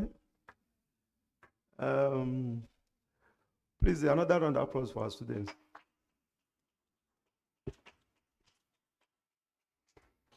In fact, they performed so well. I even thinking they are practicing lawyers. They did so well, and I commend you. And I pray you do well in the profession if you continue like this. You have seen the results, but we are just to chip in just a few words about their performance and instructions. What I have to say is that as a lawyer, when you're addressing the court, you always look at the court. Follow the pace of the court. Because though we were not writing, most of the time come to our court, we write in long hands. So we look at the court, so the court will capture whatever thing we are saying. Anything you say and is not captured by the court, it makes no meaning. And again, try to take the hints from the bench. It helps a lot. Don't just be anxious to pour out what you have prepared. We know you prepared something, but court would have looked at what you prepared, your address, and telling you something. And it has a reason why he's saying so. So try to take the hint. It will help you. Then you will at least give the direction of the argument, because it's the court at the end of the day will decide whether or not you have done well or you are winning the case or not. So I will notice when we were presenting your cases, when we are telling you, ask you certain questions, we are just itching to finish, to do what you already prepared. So please always take time to listen to the court and also take the hint. It helps a lot. Another one is that the court of law deals with issues presented before it. Court does not speculate and has nothing to do with anything academic issue. Always relate your cases, whatever thing you are saying should be based on life issues before the court. Especially when we are talking about the 200 million recovered, and we are telling us somebody can make $1 million, somebody can do this. What you have to tell the court is that the Aisha herself, based on what she has been doing or based on what she's doing, she will be able to get such amount. Not just a hypothetical issue. Somebody can know anything academic issue is not a life issue before the court, and court has no business taking it into consideration. Another one is that you cited so many authorities. When a council cites an authority, look at it very well to know whether the authority is from High Court or from Court of Appeal or Supreme Courts. We have judicial president in the country in our legal profession. And the doctrine of stare decisis, the decision of higher court binds the lower one. If your opponent cites Court of Appeal, try to look for Supreme Court cases. Because there's ones you cited that are Supreme Courts, Court of Appeal cases, but there are Supreme Court authorities that says otherwise, that could not come for that one that the opponent has cited. No matter how well the Court of Appeal decision is, it cannot stand on the face of that of Supreme Court. For instance, when we are talking about the issue of interim privatization, that is the order, that it affects Section 44 of the Constitution, and it amounts to the breach of the defendant's right to own property in Nigeria. You know, Supreme Court has been pronounced on it severally. In the case of them, patient Jonathan and Federal Republic of Nigeria, it says no. Interim preservation of property is just for the purpose of making the proceed not to be dissipated, and does not affect Section 44 of the Constitution. For you to rely on it that it has affected his fundamental right, it has nothing to do with the issue of fundamental rights. The speaker has pronounced on it. So always look for authority that is higher than the one your opponent cited, and also try to distinguish the authorities. My Lord, I already said it. No two cases are the same. When someone cites an authority, you can read the facts very well and distinguish, because it's based on the facts that the decision is being made. The facts upon which the court made a particular decision may not be the facts under consideration before you. So you'll be able to distinguish it. Even if it's a higher authority, you can distinguish it. So don't just be carried away that somebody has cited authority and just take it in. And don't make efforts to research more and get the one that is higher or more relevant to the case under consideration. Thank you very much.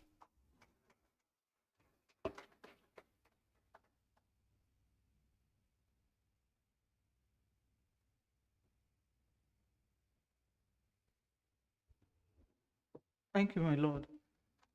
I just have a few observations to make in relation to the shall I say, final addresses that were argued here. First of all, I want to note, as had been mentioned earlier by the presiding judge, when it comes to announcing your appearance, this is a form anyway, but it's still important to show that you know what you're doing. I appear for prosecution, I appear for the defense. With me is so and so, rather than so and so and I are appearing for. So I noted that, and then I went on again to it was again, I think my Lord did ask the question, what is the citation for this case? And someone said it's in the index. You make your index, it's good, but when you argue in court, you will give the court the full details rather than referring, even though you have made a written address, which you have adopted. And it is only polite and proper so to do.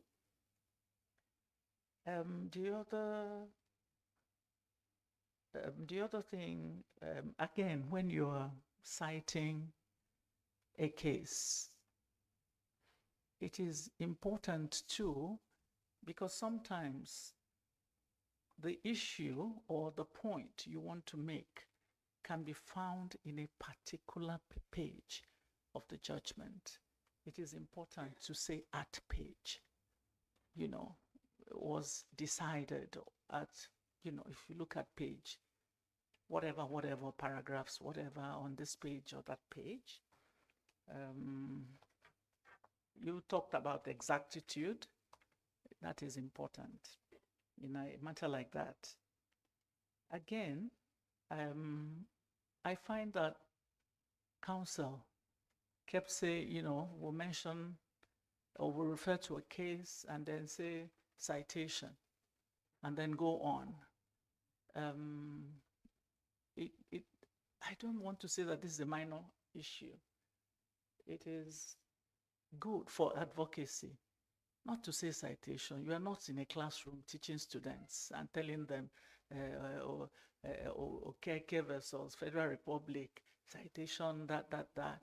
Instead, you will cite the case and go on to say this can be found in Nigerian Weekly Law Report and go on and on at pages so and so to so and so, rather than say citation. I noticed that all the counsel kept saying citation. And then the other issue that I kind of noted was one of the counsel in making their presentation talked about a certain issue and then said, referred to a case on some kind of interpretation by the court and said that such and such received judicial notice in such a case. It is not judicial notice, perhaps judicial backing. It had judicial backing or judicial endorsement in a case like this, that, that language is important. And then I will not go on and on, but I just want to observe the issue of mannerisms. I think some of the counsel appeared quite confident and had mastery of what they were saying and what they were doing, or so it appeared to the court. Very important. Perhaps maybe one or two others appeared genuinely, evidently, shall I say, nervous? Of course, nobody is going to, when you are a young counsel and you appear before a court, especially, a court of record, chances are you might feel intimidated and all that. But still, as much as possible, you want to appear to be in command of what you're doing. That's important for the court's assessment of not just you, but of the matter you are doing. Finally, I want to say that I was happy that one of the counsel, apart from citing Nigerian cases, went on to cite a case from the US, to show that writing the anonymous email could be, to a large extent, interpreted as extortion, even under the relevant act, cyber stalking or cyber crimes act, that the case from the United States has persuasive authority. And I agree, I like the fact that counsel is able to go outside of, because clearly the Cyber Crimes Act, especially as amended in 2024, doesn't as yet have enough jurisprudence, in a matter like that. And the fact that he was able to go outside the jurisdiction to another, what I should call another common law country and, bring this matter, and urge on the court that it has persuasive authority is something to commend you for. And thank you. I think at this point, I'll let the presiding judge have the last say. Thank you.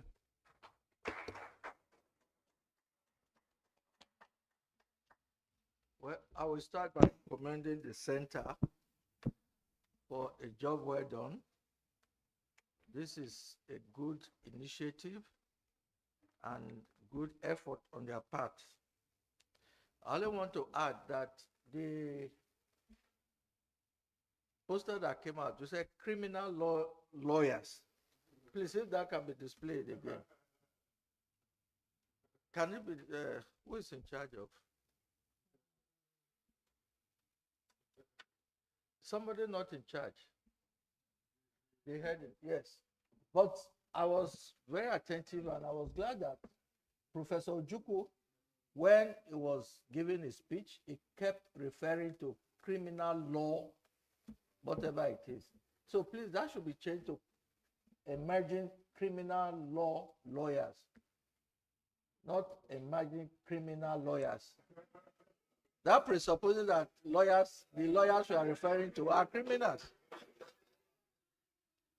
So it should be properly reflected. Criminal law lawyers.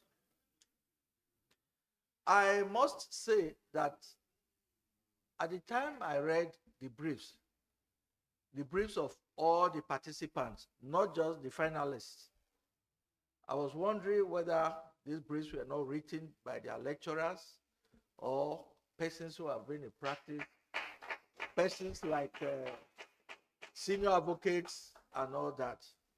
And then in their presentation in the final, I deliberately was watching to see whether they were just going to be reading from their scripts.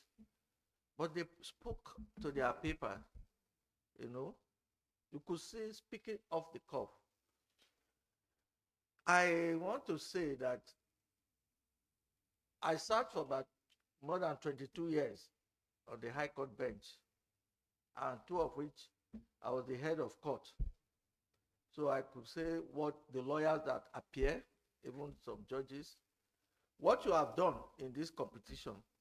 I can tell you that you have some lawyers, I don't want to be too sarcastic. Lawyers of over 10 years cannot do what you have done. So I commend you. I commend your teachers and coach, you call them, for a job well done. I would have wished and suggested that this program be incorporated in law faculties, particularly the law school. The director of the law school has left, is still here. Please think about it. Because what you are doing today, if I had the power, these students will be conferred with LLB. And in fact, the BL, they will be conferred with the BL and go back and read for the LLB. Because I don't know what they can do better than what they have done now when they are in practice. In research, in comportment, in presentation, they've done extremely well. So I commend you. And as I was said by Professor Adedeji, it's not about winning or losing the case. You could have a very bad case, but present it in such a way that you win the heart of the presiding judge. And it is not about twisting cases, twisting facts. How you apply the law.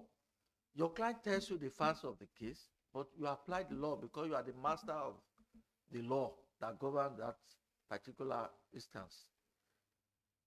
If you keep teaching your clients how to change position, tell lies, they go outside and say lawyers are liars. So take their facts, but you are the expert in law.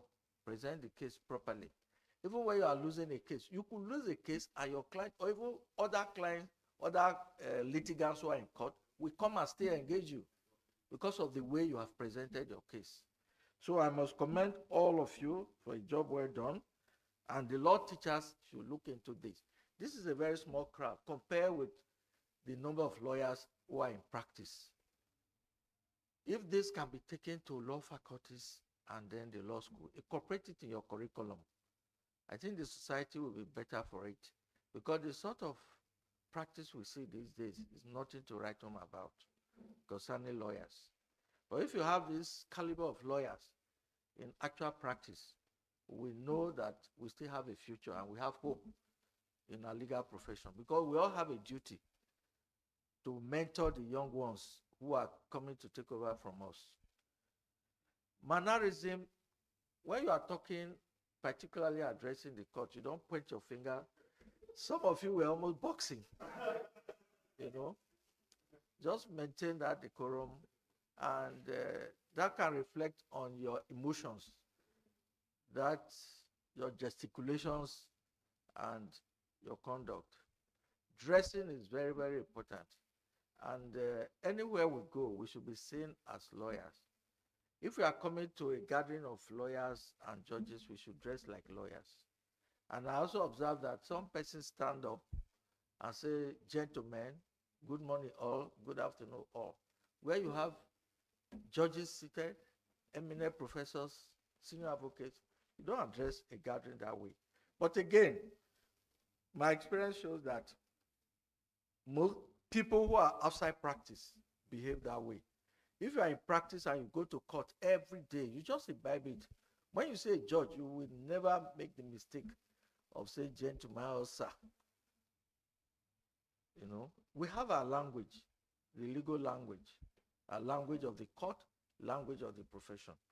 So let us at all times, anywhere we go, reflect our tradition and reflect our culture. I can tell you it's going to win more converts to the profession. So I commend you all. I thank you all. I thank Professor Adedeji, who has been a pioneer and advocate of this mentorship and what he's doing. And this should be extended to civil procedure too, or civil law, not just criminal law, because lawyers practice this part of the world.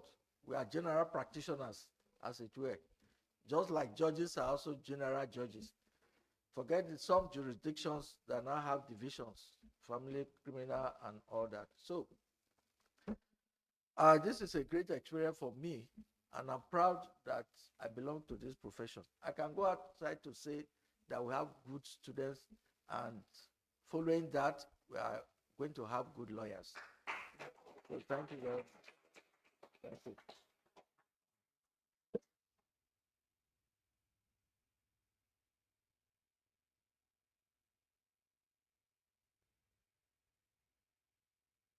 Please, I want to clear this issue before you. Please, you know, when we are presenting, we are asking so many questions. In real life trials, judges don't ask so many questions, even though judges can ask questions for clearance of certain issues. But we don't ask deep and probing questions that appear as if we are supporting your opponent. We are just asking the question just for the purpose of this event. So that not that we have it back of their mind that this is how the judges do. Please, it's not so. So if we do so, we'll be accused of descending to the arena, that we are combatant in the fury, and the dust will enter our eyes, and we may not see where to do justice at the end of the day. So we don't do that, please. Thank you very much.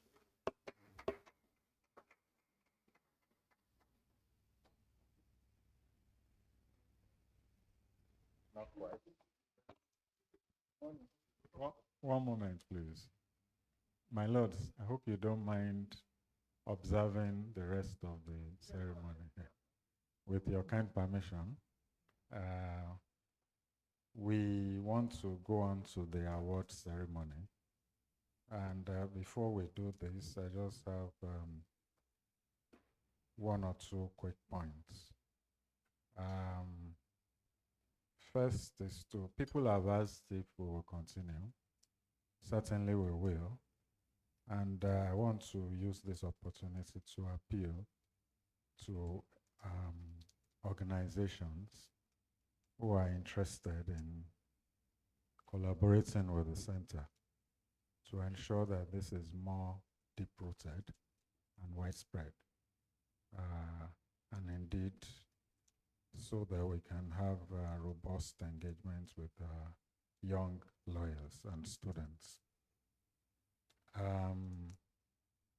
We also call on law firms, because as part of the incentives to this, we're going to be endowing internships. I'm going to, but we want law firms that are grounded and will expose these interns to the template that we want. We don't just want them to go and be carrying briefcases, because at the end of the internship, they're going to report out and give us a report on lessons learned and experience gained. I also want to thank, so this is actually the finals, the end of the race for this session, as it were. But before that, we had many torchbearers, and we had many who assisted us. Some of them are here, and I just want to acknowledge them. His Worship, Magistrate Abdul Momoni, thank you very much. And we had also the cooperation of my Lord, the Chief Judge of the FCT, who released some of the judges we requested for, including my Lord Justice Celestine Odo and Justice Ariwola, and also Her Worship Magistrate Pudna Marin. Sorry, I hope I didn't butcher that name. Thank you very much. We also had the support of the Ministry of Justice, the DPP, the prosecutor who sent us two outstanding law officers as the judges. Some of you have in your pack this book. So we don't actually believe in launching. It's not a launch, because this book was conducted with funding from our partner, the Makato Foundation. And what it does is it's delved into a research in how social and economic factors, including cultural factors, can affect corruption, can affect behavior, actually, can affect behavior. And we have documented in this book some of the observations from the field, and some of the results from the field. I'm happy to say that several of us here seated were contributors. I can see Professor Gobadia. I can see Professor Ibe Okebe from Nigerian Institute of Advanced Legal Studies, and of course, Mr. Gwemija Ebo. So those of you who don't have this book, all you have to do is send us an email. Send us an email, and we'll send you a copy, at least a copy of the book, because we have the obligation to disseminate this as widely as possible to all the courts that cooperated with us. And I'm pleased to say that actually, when my Lord was Chief Judge Edo State, it was an honor and pleasure to use Edo State as a pilot. And the experience we had when he was there actually shaped how we went about the rest of the research in 19 other states. So I think we, the center and my Lord, actually, we go back a long way. And by dint of your pronouncements from the bench, I think by very soon we'll probably be a degree awarding center.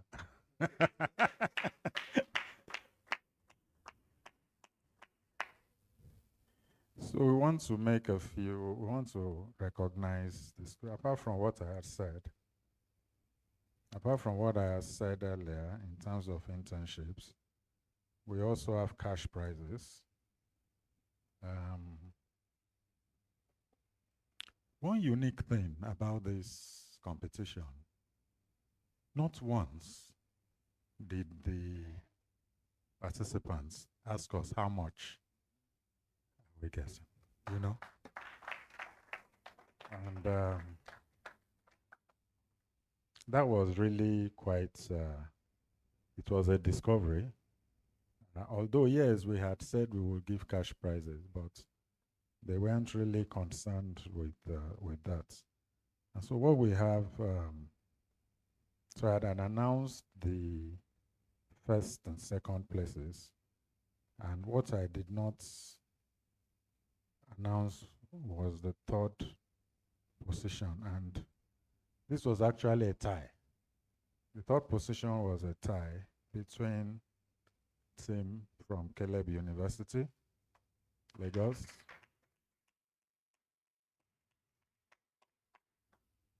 and I think that was who? Ebony? Bayero, good, yeah, and Bayero University.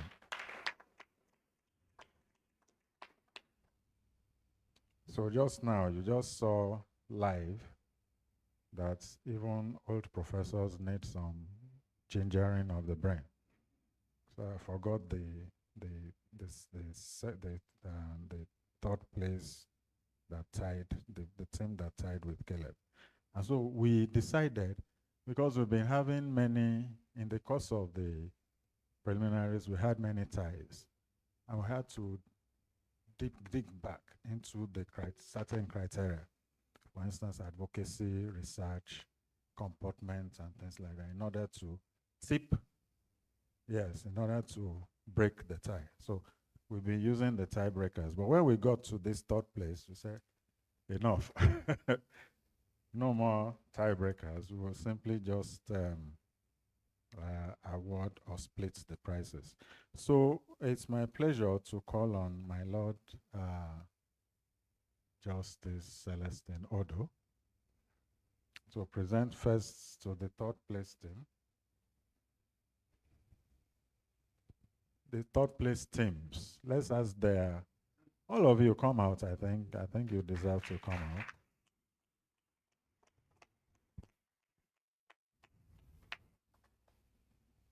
Yeah, mount the stage. It will be here on the stage. Please, just mount. You can go right, or you can just come like that.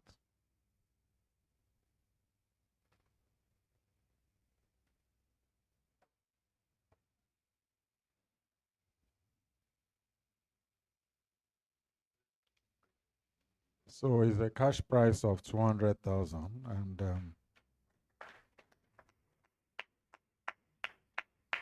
we want to congratulate you, for this.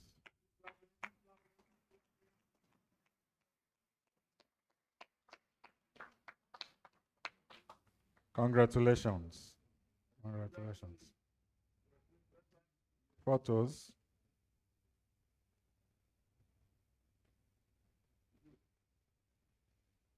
Thank you. Thank you. You may have your seats.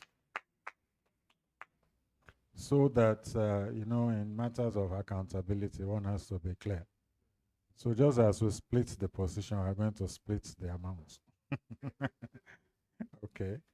So the second place, Team Ebony, please step up. And may I ask my Lord Justice Akembelin to make that presentation.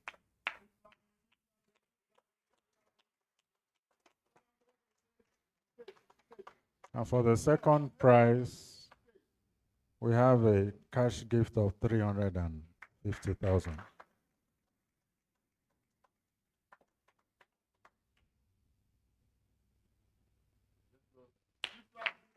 Thank you very much.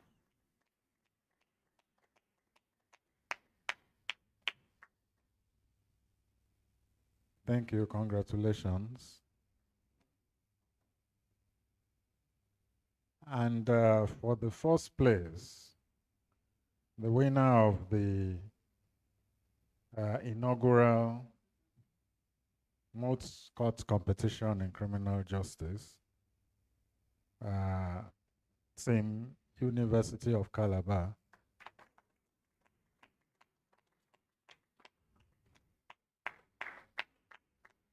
And may I call on my Lord, the presiding judge, Justice Joe Archer, to please come up and make that presentation to them. Congratulations, Team Unica.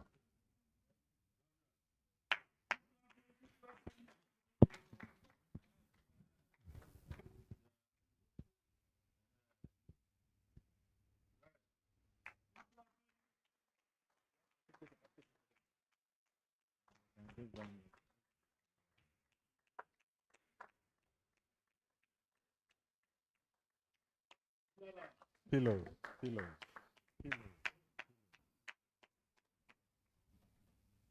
So we won't just allow those that we acknowledge as our friends to go. They may not be collecting cash gifts, but we have some presentations to show our appreciation. And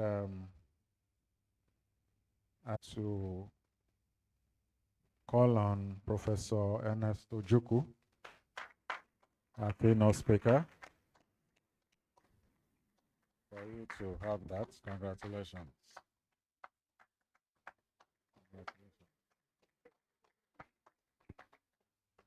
May I also call on, okay, she's left, so we'll be giving her this later. The UNODC representative, I think we'll give her later.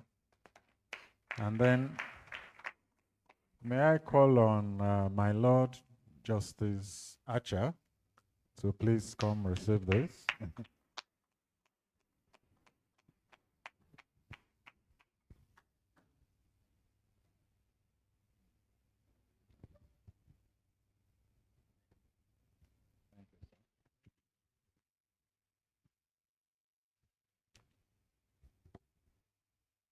My Lord Justice Ekem Delin is welcome.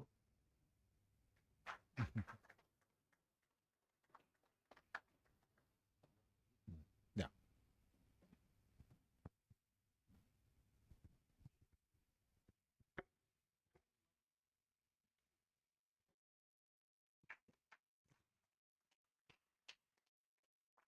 And my Lord Justice Celestine Odo.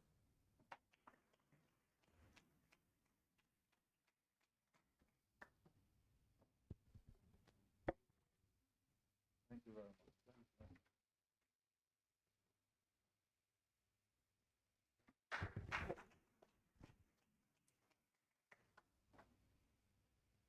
So, my lords, distinguished professors, dear team members, ladies and gentlemen, my lord, again with your kind permission, all the teams would want to have pictures with you. So I think all the teams just come forward, and then probably then we'll have the winning teams do that. So let all the teams that featured in this competition come forward. All the schools, just here. Okay, okay, okay.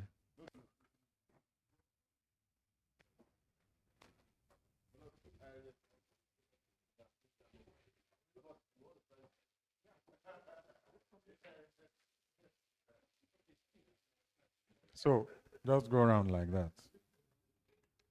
Meanwhile, the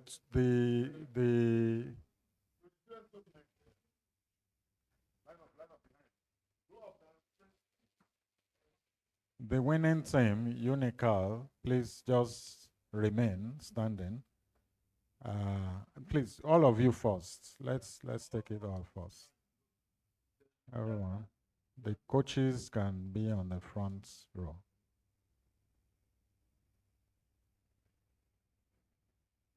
I think I should be part of this.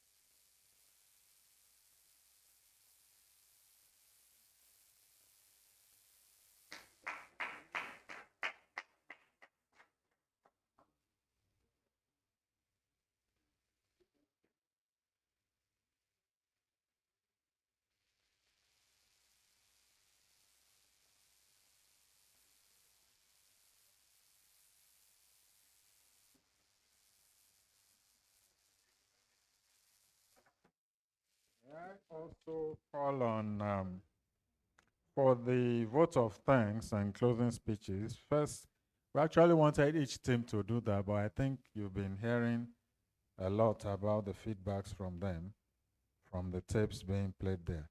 So, but we just want one of them, as a point of contact for others, and they all agreed that it should be Mr. Friday Okpanachi from Prince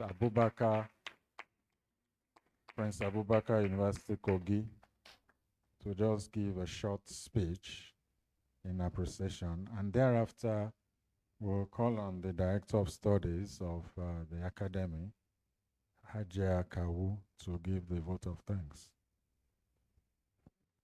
Thank you very much. My noble lords, learned silks here present, and eminent professors, please permit me, like we like to say in Nigeria, to stand. But sometimes I wonder whether my weight may not collapse such protocol.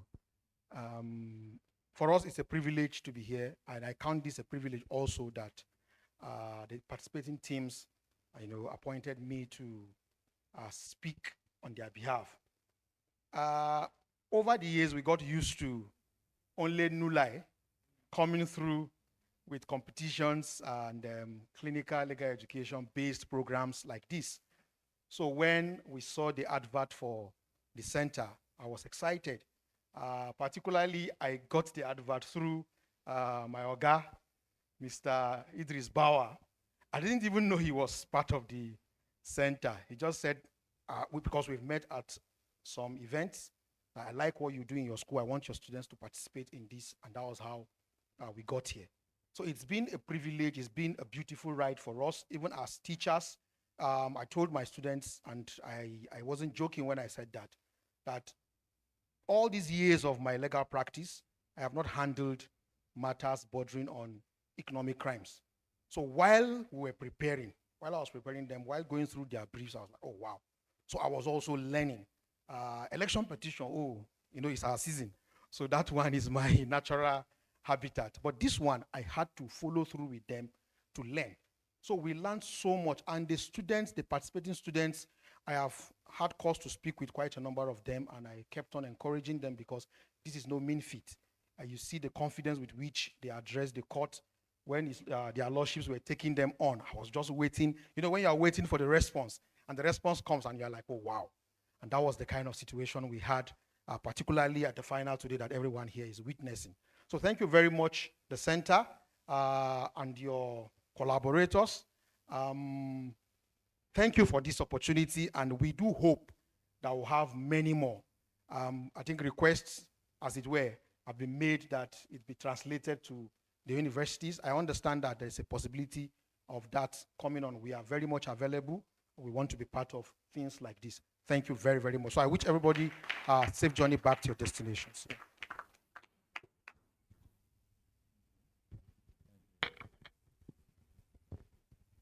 May I call on Hajia Miriam Kawu to give the vote of thanks on behalf of the center.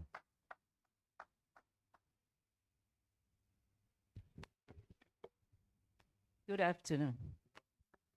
On behalf of Juritrust Center, I'd like to express our gratitude to my Lord, Honorable Justice Acha, the former retired Chief Judge of Edo State, and the other judges, member judges on the panel.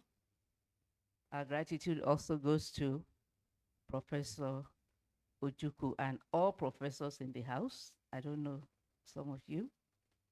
I also like to thank the representative of the Attorney General, if she's still around, and also the representative of the Director General of the Nigerian Law School. Our gratitude also goes to all the magistrates, starting from Chief Magistrate Tahir Mohammed Abdul Momini, and all the magistrates in the house, and all representatives, all the staff of from the Attorney General's office. I don't know if they are still around. I also like to thank our participants. And so much has been said, and I just want to encourage and share a story that happened to me. This is donkey years ago. I was starting off as a new prosecutor. It was my first case in court. I was opposing bail. And that was back then in Kwara State. Not many women were, even lawyers to begin with. I know you said there are no women at the bar, but we are still women. At any rate, I had prepared this case opposing bail. I had my books and everything. I had my stack of authorities. I went to court. And the very senior lawyer, I don't know if he was already a senior advocate or he became one shortly after, he announced and said, my colleague won't have much to say. And I was like, okay. So I did my thing. I cited all the authorities. Guess what? Bail was denied. I got home, I told my dad, I won. My dad said, no, you're a prosecutor, you don't. You don't. But the fact is that that thing remained with me forever because he was trying to put me down. So the more you try to put me down, the more I feel, no, I need to prove myself. I need to do more. It was, I won't say stressful situation at that time, because at that time, my dad was the Chief Judge of Kwara State at that time. So all eyes were on me. So I had to work extra. And I knew that from the get-go that I needed to work extra. So for this person to now say this, I refuse to be discouraged. So please don't be discouraged. You come across things, just remain focused, remain determined, and do your hard work.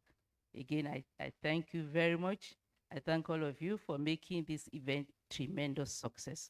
And of course, I have to thank Professor Adedeji Adekunle for organizing all of this, and all members of staff of the center. Please, round of applause for all of them. Dr. Jaibo, I call you doctor intentionally. Thank you very much. I wish you safe travels to your various destinations and have a lovely evening. Thank you.